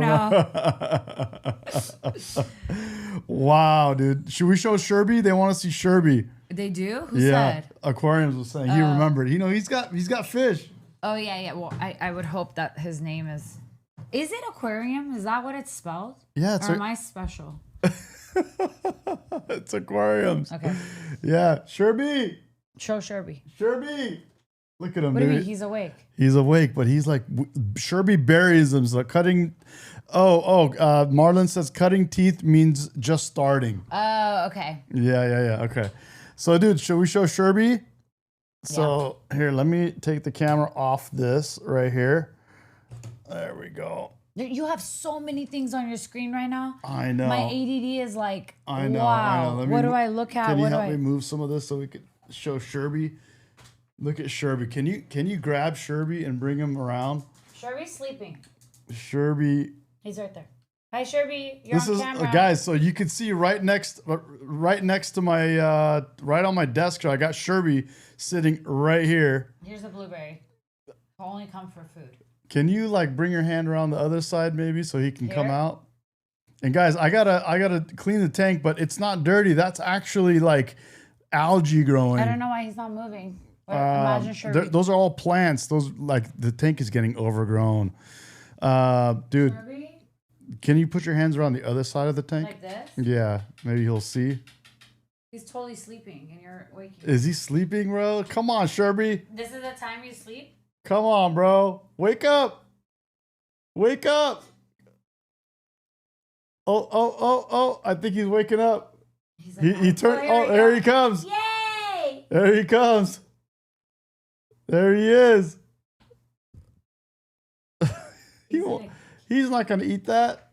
Obviously. I'm just telling him to come up. Dang, dude. Look at that beauty. Look at that beauty. Honestly, check him out. Dude, he's gorgeous.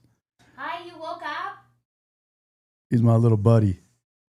And he's an alpha beta, bro. He's an alpha beta. Hell yeah. Let me go like this. Let me go like this and see if I can kind of do a little adjustment. Who is making all that good food in there? Oh. That's Ange. Crazy Ange. Ange sent the food in the. Is she Italian? No, she's Ange actually is half Korean, half white, I think. No way. Dude, she has such a cool accent. Oh, she does. By the way, yeah. Let's put some food in there. Can you give Sherby some food? Here, let's. Here, actually, we'll go like that. There's the right. Sherby. Come here, Sherby. Oops. Oh, there he goes. There he goes.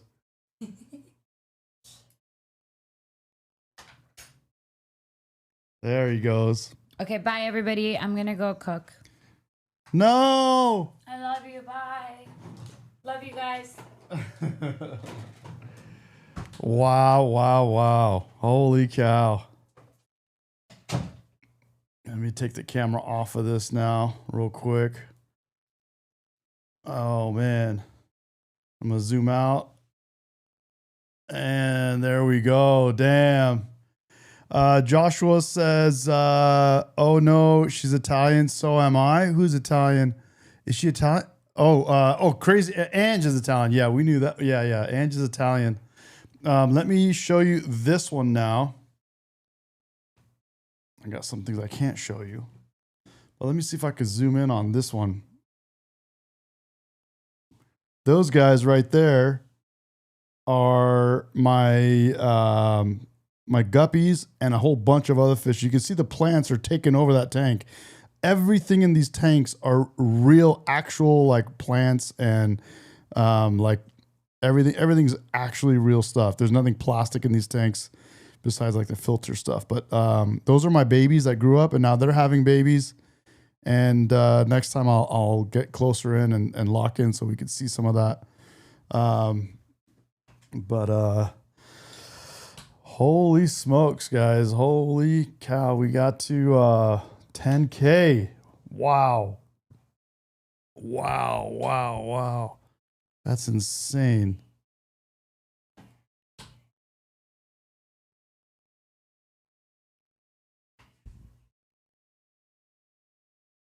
Wow. 10,002. We're going backwards now. Uh-oh. Here we go. We're going backwards.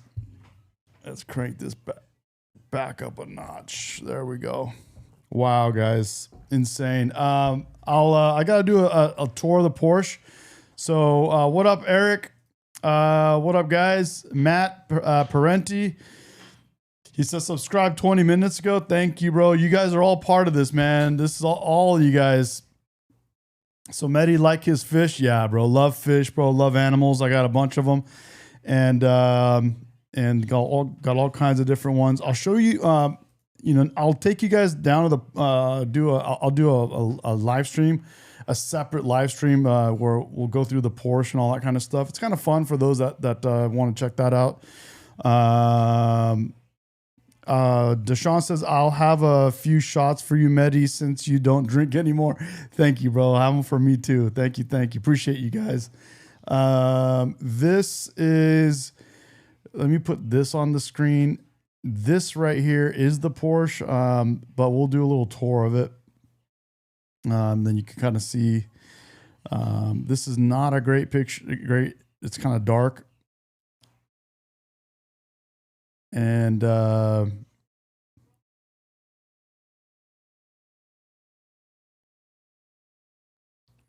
it's a little dark, dude, but we'll see if we can get it lit up.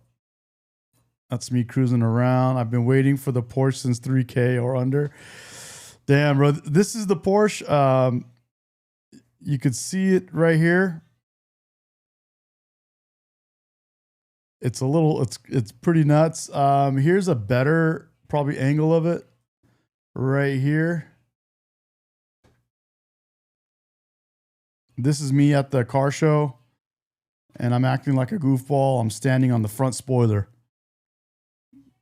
This is literally the front spoiler. So, and that's my streaming gear that you see there.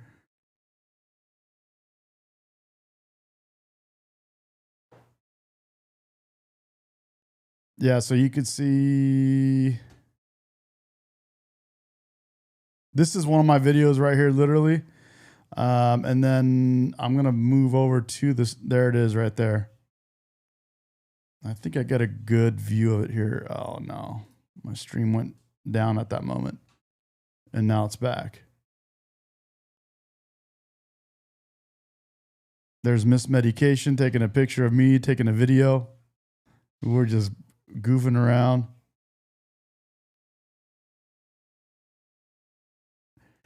With that stream,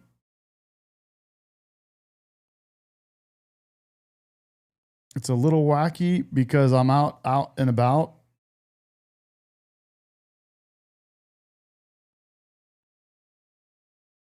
Damn. It doesn't give me a good. This is on the inside. Miss Medication is getting it from the inside.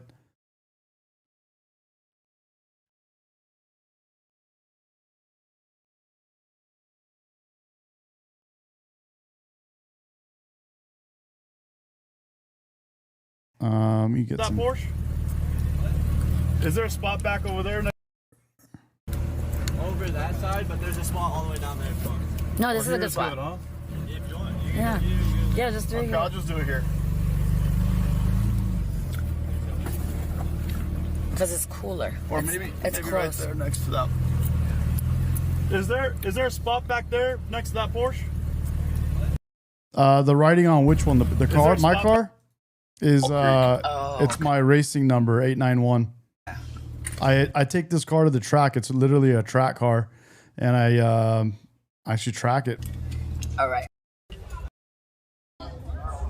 Yeah. Before we even start. Yeah.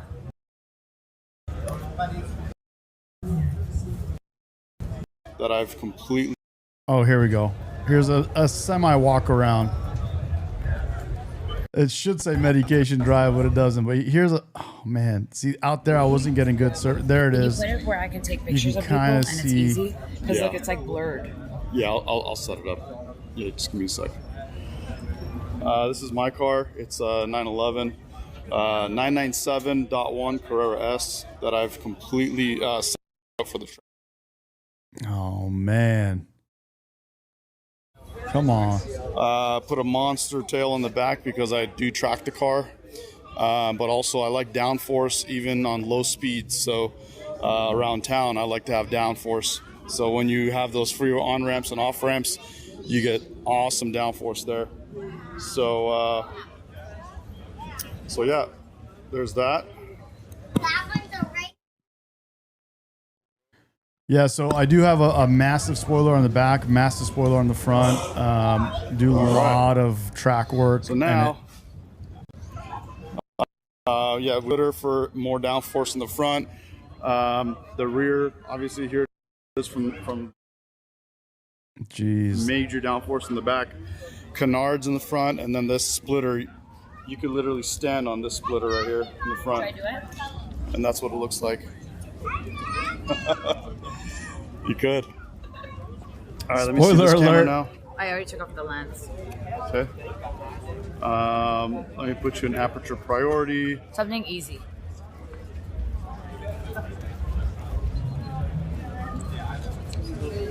All right. Take a picture of me with the car. Can you hang up? Can you hang on to that? I think this isn't a car show. This is a camera show. And we'll go to auto ISO. I think F8, F9 is good. Okay, you want a picture? Flash. I'll get some flash on it. There we go. There's another. There's another one. Guys, let's get a picture of her real quick. There's another image of it, but it's kind of, but I'm not trying to just flex, but I was going to just show you guys this. I know we want to check it out.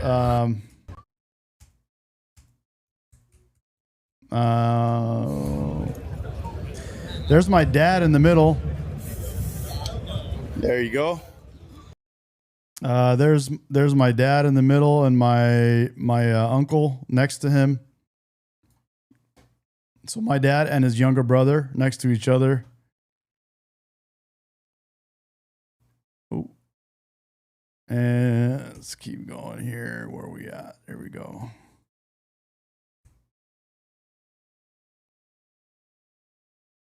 Yep. There's Pops and his younger brother right there. You kind of see the car, the spoiler, and the kind of stuff in the car there. All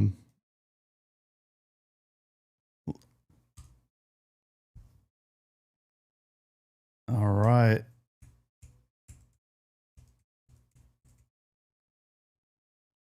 And some dude was doing a shoot right there for his channel. But yeah, there we go. That's the ride, dude. We got to go do an actual little tour, but that, you know, that's our ride. Eric says, "What did your dad do for a career?" My dad, well, he did a lot of things. He started out in this country when he came as a hotel maid, actually doing, you know, the hotels, you know, doing all the rooms in one of those hotels near Disneyland, you know, close to, not a Disneyland hotel itself, but one of those other smaller hotels around it. But he eventually worked his way up into the car business. So that's why I love cars so much. Basically, my dad was a car wholesaler. So he would buy and sell cars.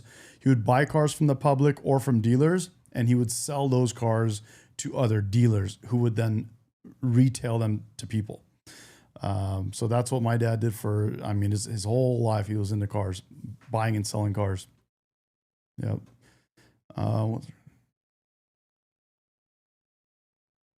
Stateline says, "What's that restaurant you like going to with all this shit on the walls? Shenanigans?" Are you asking me or someone else?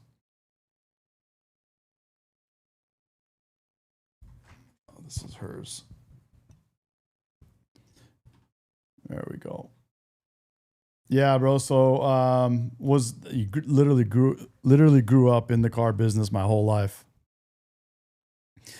We're at 10K, dude. It's crazy. I know it's going up and down. It's okay. It'll go up and down. People lose their accounts. All kinds of stuff happens. But guys, thank you so much. It was a joke just when someone said enhance, Super Troopers. Oh, I gotcha. Gotcha. All right. Guys, that's crazy. I can't believe we hit 10K. That's insane. It's a wonderful Sunday, bro. It's November 16th. We did it. But appreciate you guys. Thank you so much for joining. I'm going to go and grab lunch here, even though it's 3 p.m. That was a badass stream with you guys. Thank you so much. Appreciate it. This is my favorite part of every day is hanging out with you guys, and the chat in the stream is my favorite of all time. So thank you guys again. And we look forward to going to the moon with this thing. Deshaun, James, Lex, Boo Boo, Eric, State Line, I Choose Life. Dude, you guys are awesome. Thanks for coming along the journey, and way more to come, dude. We're going to go nuts, dude. We're going to the moon with this. And I'll catch you guys later. Catch you guys in Discord. And appreciate you guys. Thank you. Bye-bye.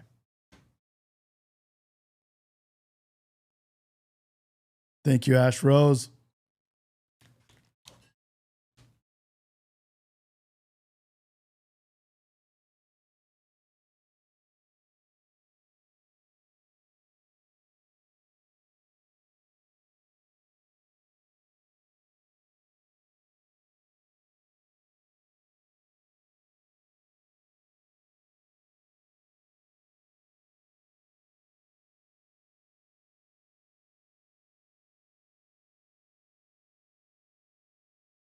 Dude, we went back down to 9K, 99, dude. What the hell happened?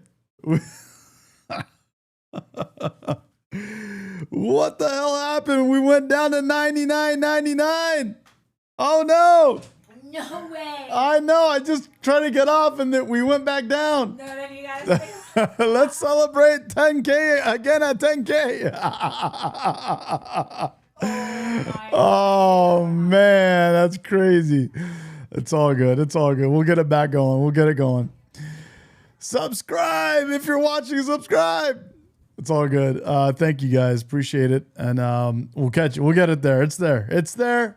We're there, man. We hit it. We hit it. That's it, baby. Let's go. Thank you guys. Bye.